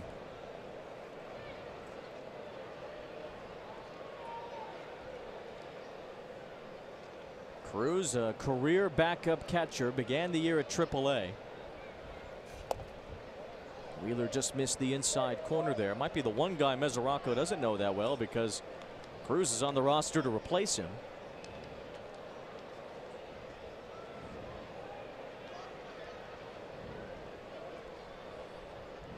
Cruz 0 for 2 today. He struck out his last time.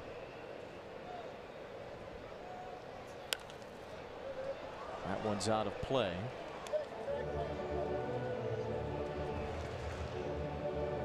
This inning started tumultuously. Leadoff walk, base hits by Peraza and Votto. Peraza a bunt hit. Votto scored Winker. Suarez struck out.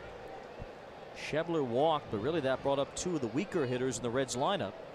Blandino and Cruz. Blandino popped out. Here's Cruz.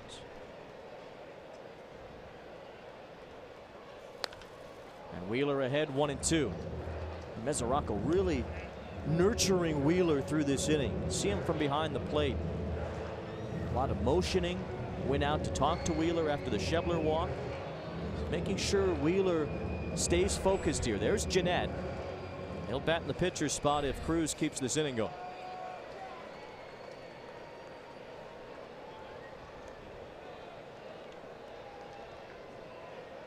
Mickey Callaway mentioned Mesoraco's leadership skills before the game today. We're kind of seeing it the way he's helped Wheeler along here in the 6th inning. High fastball, wants it upstairs again. And Cruz strikes out swinging. Devin Mesoraco helping Zach Wheeler along. A tandem effort to get through the 6th and minimize the damage from the Reds.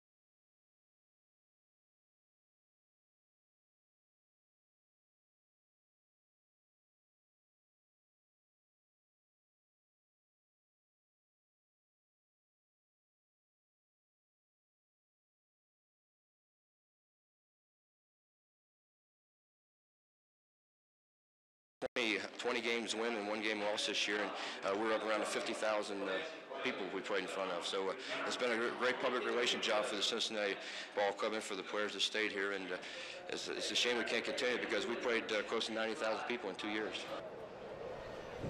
That's Pete Rose discussing a basketball team that the Reds started. First pitch swinging here in the 7th. Conforto rolls one that Votto scoops to his left. Good play to retire Michael Conforto as Jared Hughes gets it out on the first batter that he faces. There's Hughes' numbers. Big sinker baller. Had 2 strong, clean innings against the Mets in the first game of the series, with 4 strikeouts. Nice play by the former Gold Glover Votto. Jose Reyes will bat for Zach Wheeler. Huge step in the right direction for Wheeler today, but just want to put a bow on that basketball highlight that we just showed you from Pete Rose. They did that for 2 off seasons. It was a charity basketball team the Reds had. They played in Frankfort, Kentucky, and Bobby Tolan, the center fielder, ruptured his Achilles. So that was that. No more basketball. Yep. Can happen. They drove or bust to high school and college gyms as far as 100 miles away to play teams of former high school and college players, local celebrities, and raised a lot of money doing so.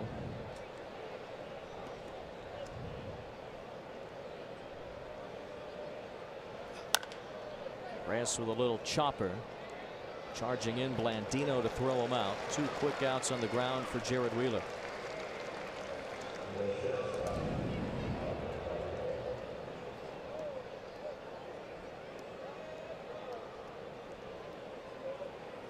So the day is done for Zach Wheeler, but I thought, Keith, that Devin Mesoraco was instrumental for him today, especially in that 6th inning. Well, it's good to see someone that is imploring his pitchers and taking a charge, not just sitting back there calling pitches and not doing anything else.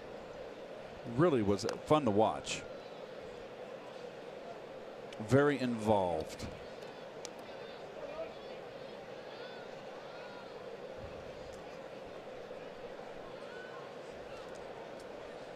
Mesoraco and Kevin Plawecki will likely be the catching duo when Plawecki's back, which should be fairly soon. No direct timetable given yet about Plawecki, but he's getting stronger, starting to play catch more.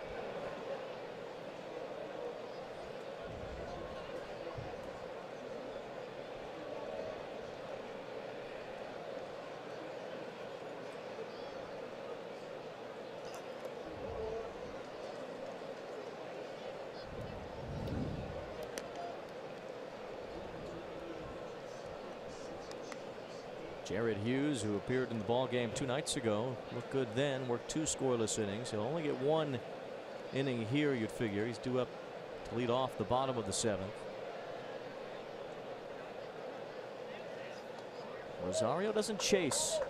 It's a big deal. He used to chase that pitch pretty much every time.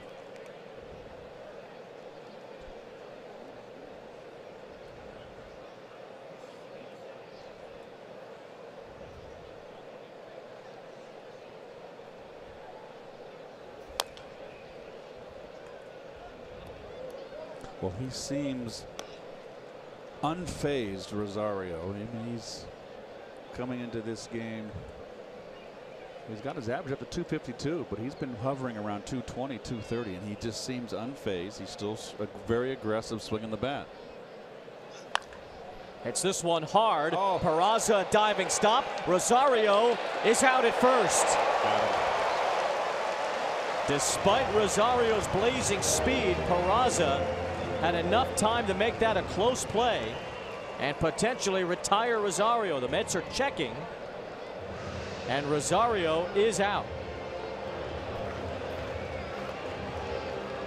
They got him. That's a heck of a play. Just got him. Boom, boom play.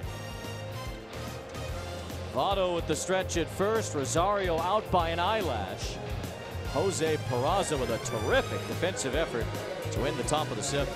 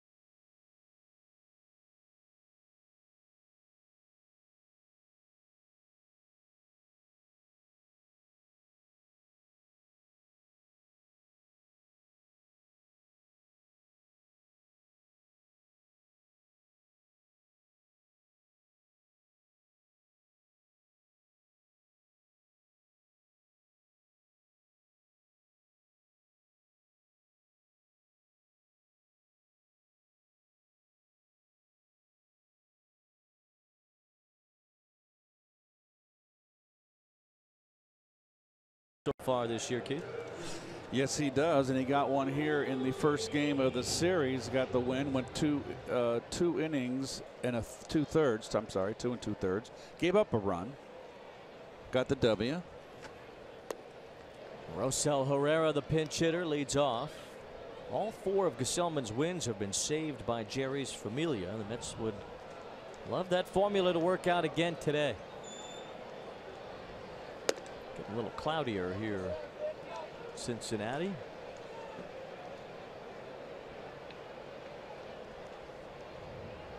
A little windier too. That wind always seems to blow out to left. High pop up. See if the wind plays with this at all. Rosario's calling for it and makes the catch. Back to the studio. We send it to Doug Williams.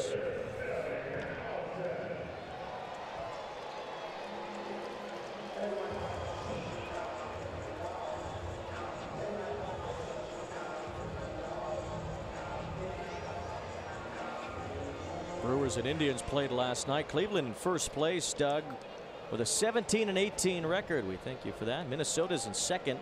They're 15-17. They're a half game out. Tigers are 5 games under 500. They're 2 games out of first.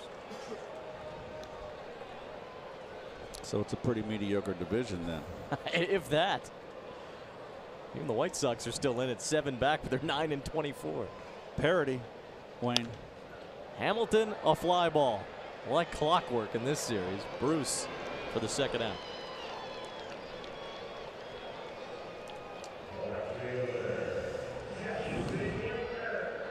Jesse Winker walked and scored in what could have been a much worse 6th inning for the Mets. Reds got their first 3 men on after Votto singled. They had runners on the corners with nobody out, but Wheeler gutted through it. Devin Mesoraco certainly with an assist for that. Amir Garrett throwing in the Reds bullpen. He'll pitch the 8th, it looks like.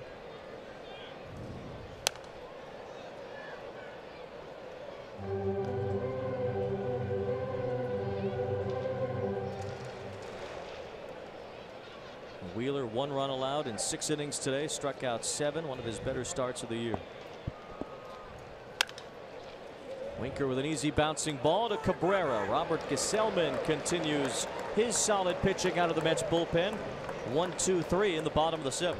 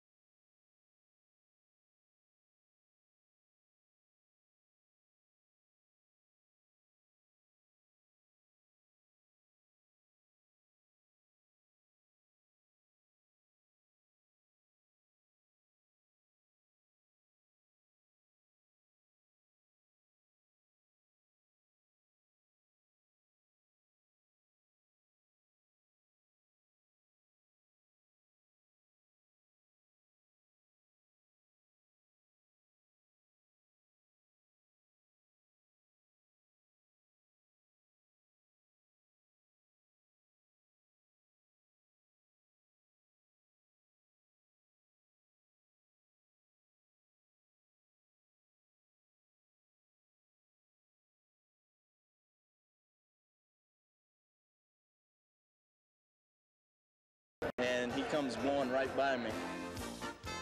After a pre-race rubdown from Randy Myers, the race was on.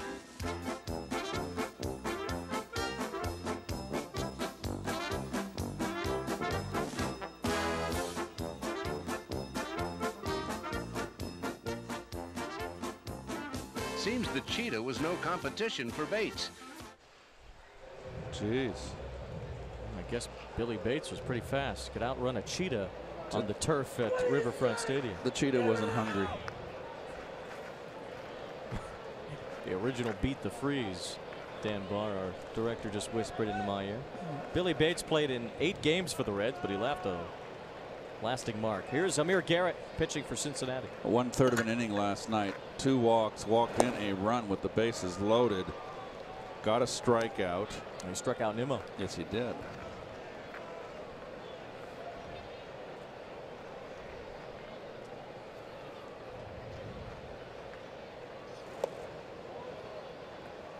There is some bad weather that could be in the area. You can see this little contraption, this detection system that they have to tell you about where the weather is. So it looks like it's getting close in the orange zone, level orange, 3 to 8 miles away. And there's one of the grounds crew members telling the umpires that a little cluster is on the way, not a big one. When we get to a code red, we'll let you know.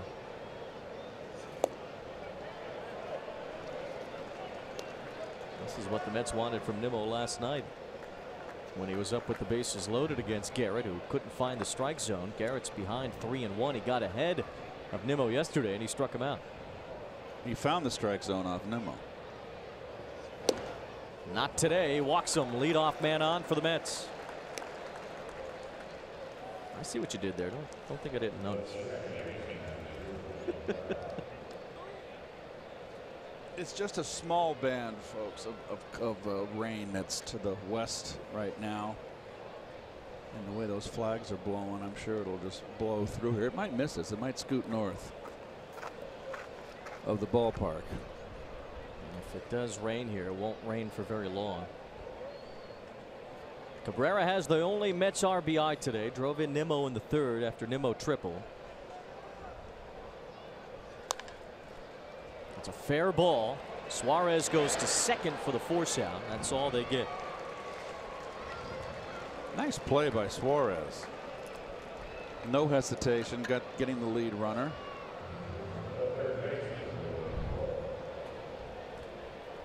Playing down the line. Suarez was out early yesterday taking ground balls before the Reds batting practice began. Jim Riggleman says he does that almost every day. Suarez was originally a shortstop in the Tigers system.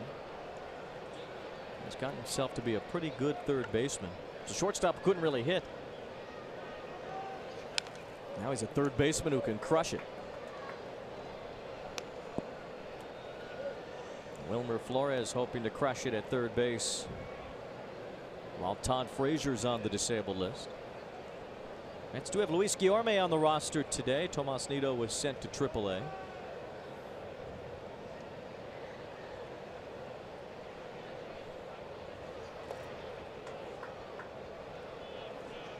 Both starters did well. Zach Wheeler for the Mets and Sal Romano. Stats pretty even. Couple more walks for Wheeler. Otherwise,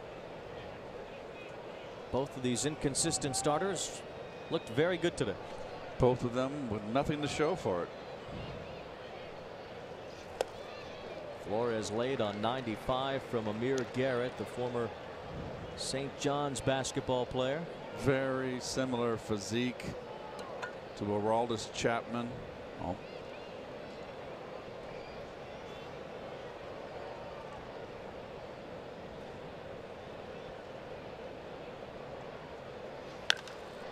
Flores sends this one high in the air, but it settles for Schebler, the wind blowing from right to left.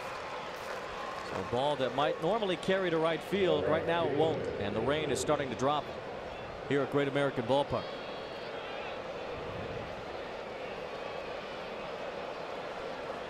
The fans are scurrying.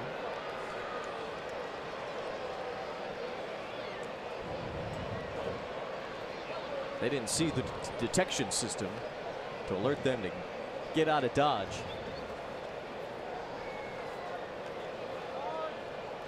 There's a little band of bad weather that is just to the south that's starting to creep up to where We are. We're actually very fortunate. It is mostly to the south, and it's going to be moved through here real quick. Jay Bruce through the raindrops, swinging and missing against Amir Garrett. Weird start to the day for Bruce, who was called out because the Mets batted out of order in the first inning. Since then, he's lined out to first and flied out to center.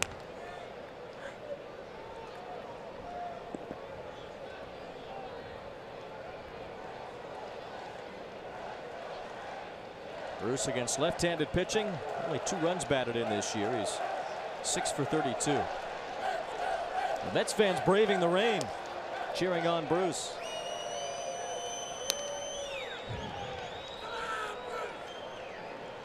All the Reds fans took cover. It's only Mets fans that are out in the open.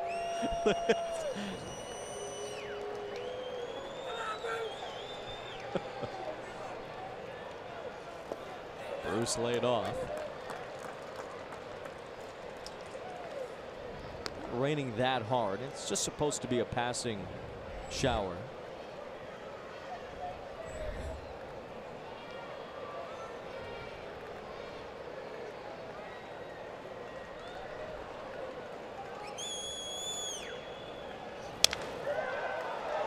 Billy Hamilton charges in, makes the catch. And the Mets waste a leadoff walk here in the top of the 8th. We go to the home half, still tied.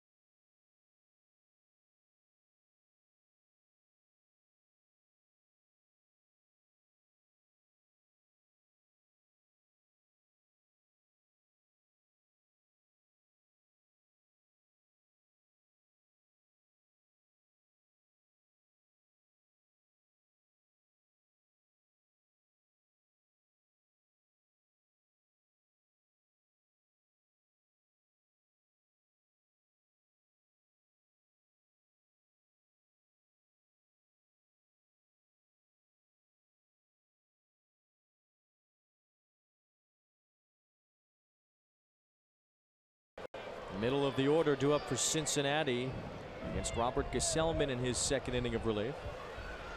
Boy, and that wind is blowing in from right field and blowing hard.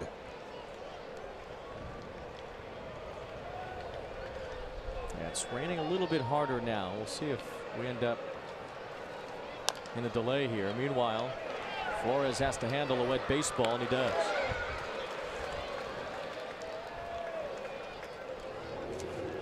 You could win a trip to Universal Orlando Resort's 3 amazing theme parks, including Universal's Volcano Bay Water Theme Park, tropical paradise like no other. Plus, stay on site at Lowe's Sapphire Falls Resort. Just go to sny.tv/Toyota and enter today.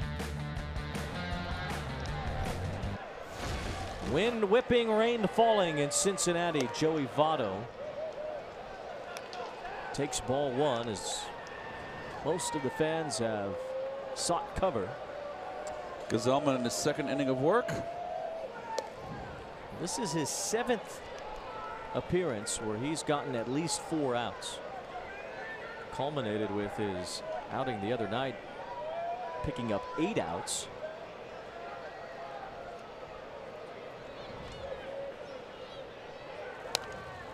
But in 3 of his previous 6 outings, working 2 innings or more, he's gotten the victory. There's Familia.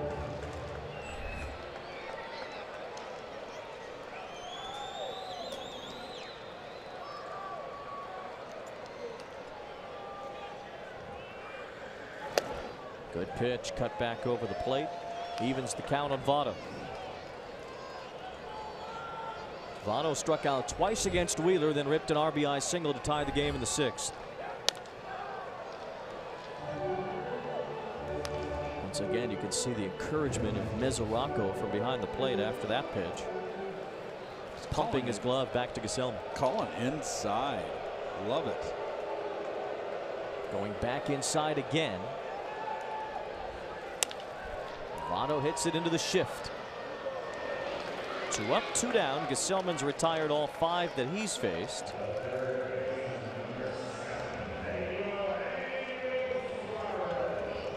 And now Suarez right where you want him, with nobody on base, no RBI situation. Seems like he comes through almost all of the time, although he did not in the 6th inning. That was a huge out that Wheeler got, striking out Suarez with a man on 3rd and nobody out in the 6th while the game was tied.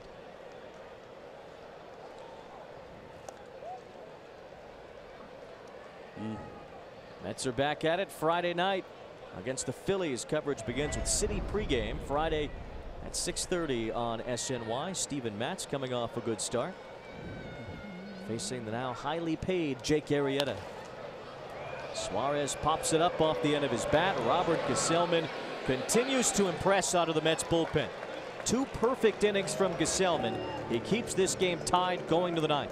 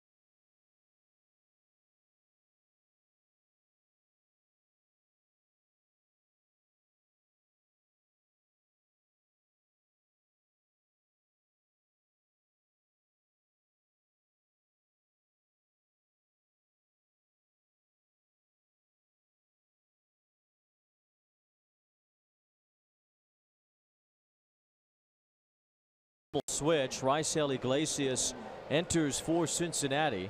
He's been deadly on right-handed hitters. Lefties have gotten to him, though. It's Adrian Gonzalez to start the 9th inning, Keith. He's their closer. Gonzalez first pitch swinging. It's it to Hamilton. Whoa, who goes down to a knee but makes the catch. Tough play, but Hamilton, a Gold Glove finalist, stayed with it. The wind knocked this ball down. Remember, it's blowing hard in from right field. Looks like it's kind of softening up a little bit, the wind. And the rain subsiding a bit. Here's Mesoraco. I mentioned this briefly earlier, but Mesoraco, in his last 21 consecutive starts, has not caught a winning game. That goes back to last June.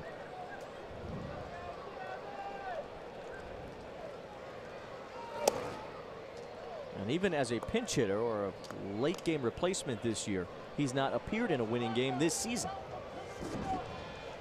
His teams are combined 0-19 when he plays. Well, I don't think it has anything to do with him. No, but just a note. Just a note. And a strange one. Bottom line is that he'd like to win a game that he catches, I'm sure. He would like to hit a home run right here and beat his old crew, wouldn't he? Well, that would help. That would help win the game. Iglesias doesn't give up many homers. Came down there with 97. Seth Lugo up in the Mets bullpen. Looks like he'll pitch the bottom of the ninth.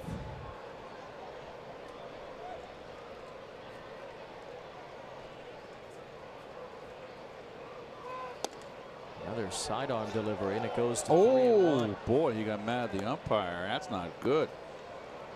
Thought he had a strike.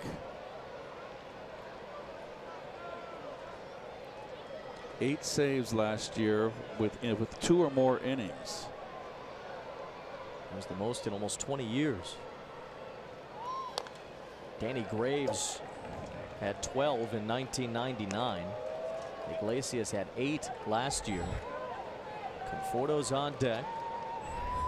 Iglesias does not have a 2-inning save this year. This is not a save situation, but it could be a 2-inning situation.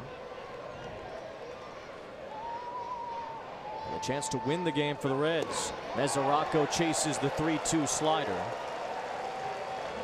2 up, 2 down. Mesoraco 0 for 4. Well, you would think good breaking ball here. Starts out a strike and out of the strike zone fishing. I mean, Jim Riggleman, the manager, and the new manager of this ball club, flip-flopped the lineup, moved Iglesias into the leadoff role, so it seems to me there will be another inning if it goes extra innings. Adam Duvall will be due up 4th, where the pitcher spot was in the bottom of the 9th.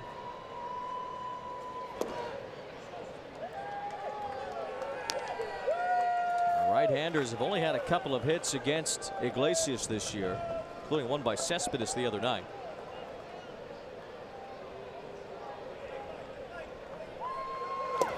Conforto swings and misses. Conforto does have a home run against Iglesias in his career, but back then Iglesias was starting, and there's Cespedes in the on-deck circle.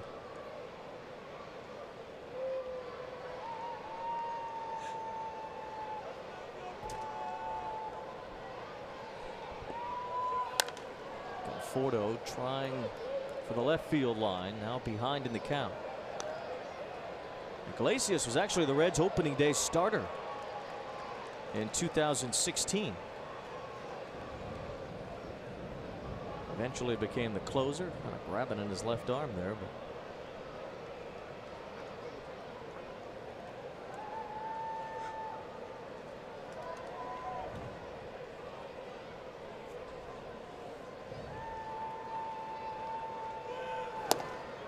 Conforto laid off.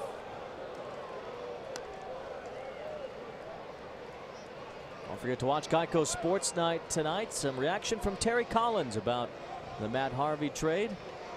Terry, of course, the Mets manager throughout most of Harvey's Mets career. We'll have the latest on Odell Beckham Jr. as well as a recap of this one.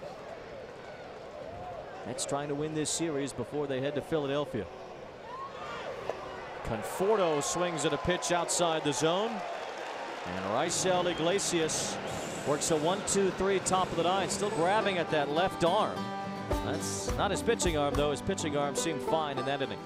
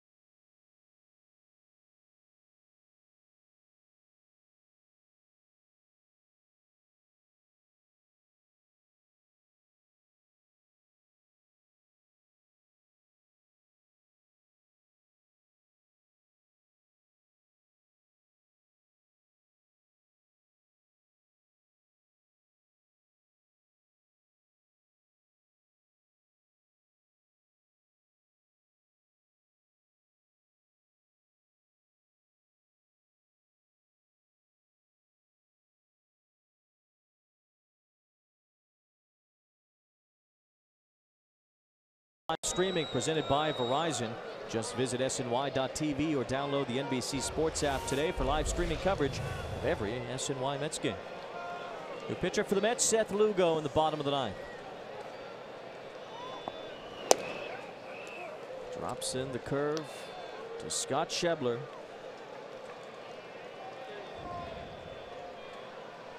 So the left-handers, Keith, have done nothing with Lugo. And that will continue.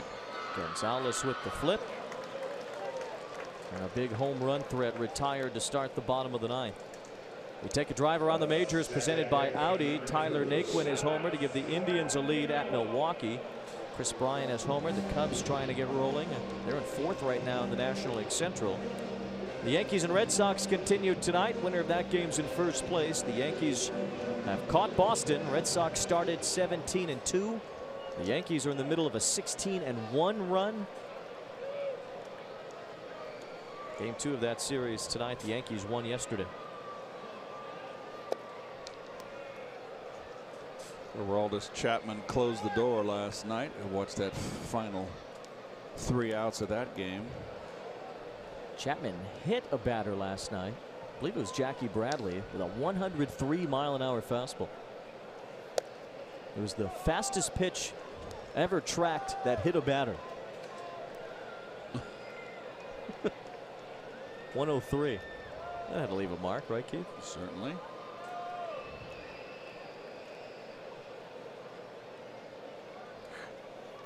Can you recall a nasty fastball that clocked you in your career? Many. More than a few. I had got hit a couple times where the seams left their mark perfectly, as if I traced them on my leg or my body, wherever it hit me. Did you get all 108 stitches in there? No. It was a four-seamer.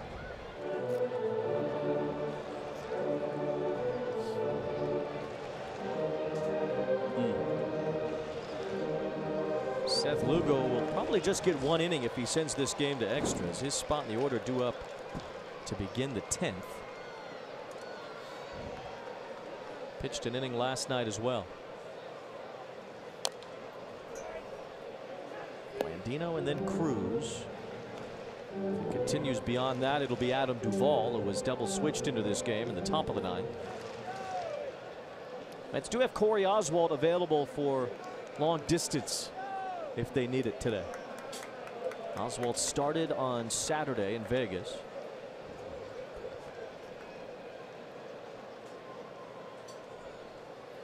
So it'd be 3 days rest, but he could probably give them a few innings if they really need him to.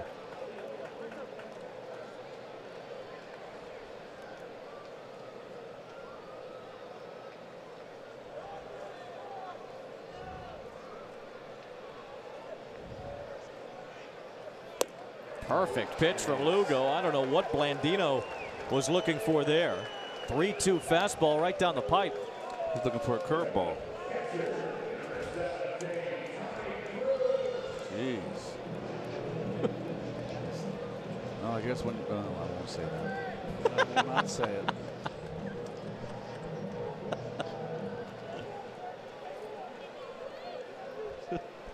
I'll bite my tongue. You erred on the side of discretion. I'm surprised. There's the curveball that Blandino wanted. Cruz takes it for a strike. Reds only have 1 walk-off win. They only have 5 home wins. Let's start there. They're 5-15 at home. One of them a walk-off victory against the Braves. Scooter Gennett hit a walk-off homer. Lugo in command here in the 9th inning.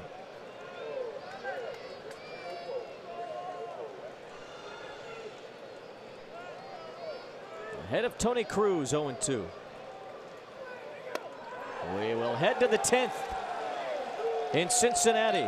Gesellman and Lugo have been huge out of the Mets bullpen. They combined for 3 perfect innings.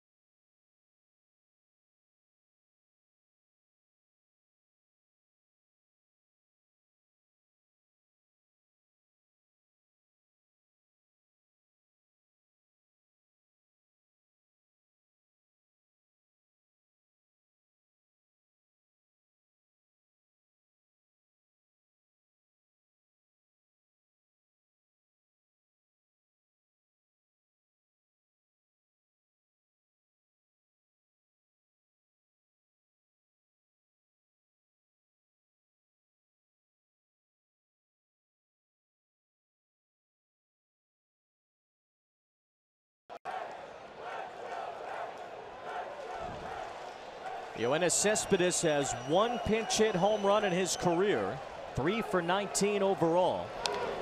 And he took a wicked swing on that first pitch from Raisel Iglesias to start the 10th.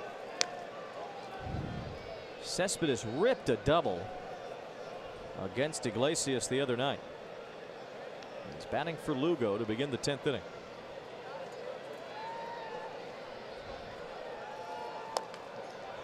It's a little cue shot off the end of his bat here. Easy out for Iglesias.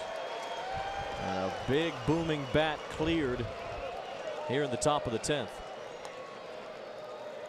Cespedes' only other pinch hit, or his only pinch hit home run, probably remember, was against the Reds at Citi Field. And he came off the bench and hit a 3-run homer off of Brandon Finnegan. All I know is they pulled the coffee here. What's going on? It's 3 in the afternoon. They didn't think you'd need it. Jeez. Ahmed Rosario takes a strike. A.J. Ramos is throwing in the Mets bullpen. Looks like he'll pitch the bottom of the 10th, unless the Mets have a lead, and then we'll see Familia.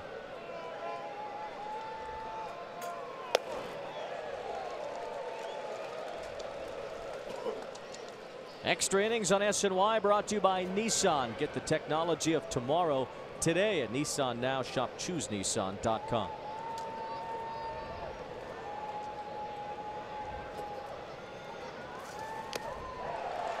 Iglesias drops down sidearm, goes upstairs to strike out Rosario. He's impressive. He's got a nice arm. And here we are coming into Great American Park and looking for a bunch of slugfests. And we only got it really on the first game. And the Mets scored 7 with 4 home runs in game 1. They've only had 3 runs now in the last 18 2/3 innings batting. Brandon Nimmo scored the only run today. Bit on the changeup from Iglesias. This Reds team with an ERA of 5.3 entering yesterday's play. They have shut down the Mets the last 2 ball games. 1 run on 4 hits today. That's Duvall. He makes the catch in fair territory. And back-to-back perfect innings for Raisel Iglesias sends us to the bottom of the 10th.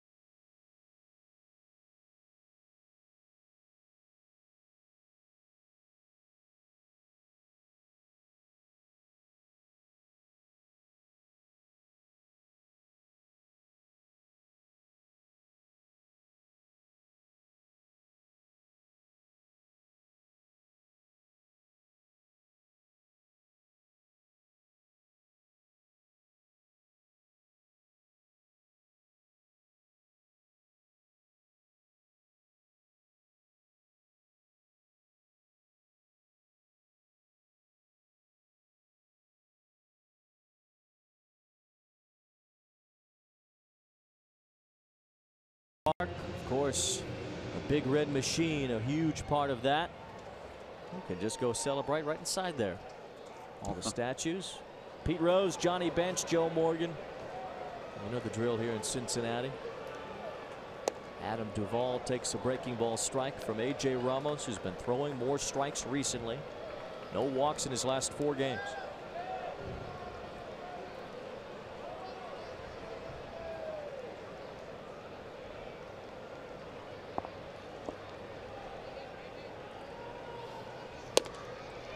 Backs off Duvall. Keith, you've mentioned it all day. Devin Mesoraco has set up inside quite a bit. I like it. And I'm sure Dave Island likes it. Pitching coach for the Mets, who preaches pitching inside.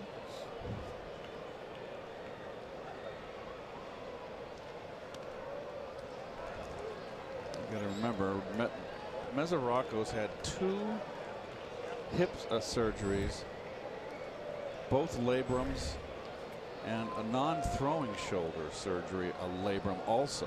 So 3/4 of his limbs have been operated on. This one hit hard by Duvall. It's back and it's gone. Adam Duvall wins it for Cincinnati. The first batter faced by A.J. Ramos. And for just the 2nd time this year and the first time at home, the Reds have won a series.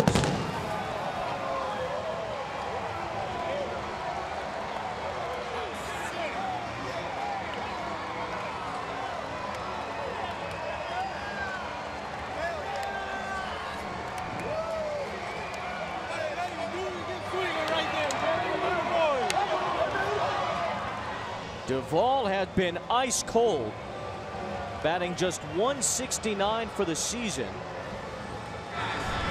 but he's got tremendous power. Fastball in, and he just turned on it. You see Mesoraco set up away. Boy, I mean, that was quick inside right there.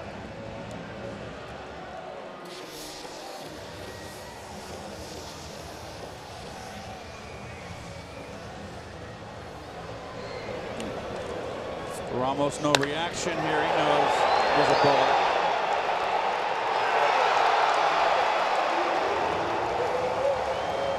First home run allowed by Ramos this year. And for the Cincinnati Reds, the last couple of games, good pitching. And tonight, just enough offense to win in 10 innings. They beat the Mets 2-1. Zach Wheeler was very sharp. Cincinnati, though, gets the victory in this game and the series on an Adam Duvall walk-off home run. The Mets have now lost 6 of their last 7 series as they tumble back toward the 500 mark, now just 18-17. Cincinnati wins. Adam Duvall with the walk-off. Back with more from Great American Ballpark when we come back.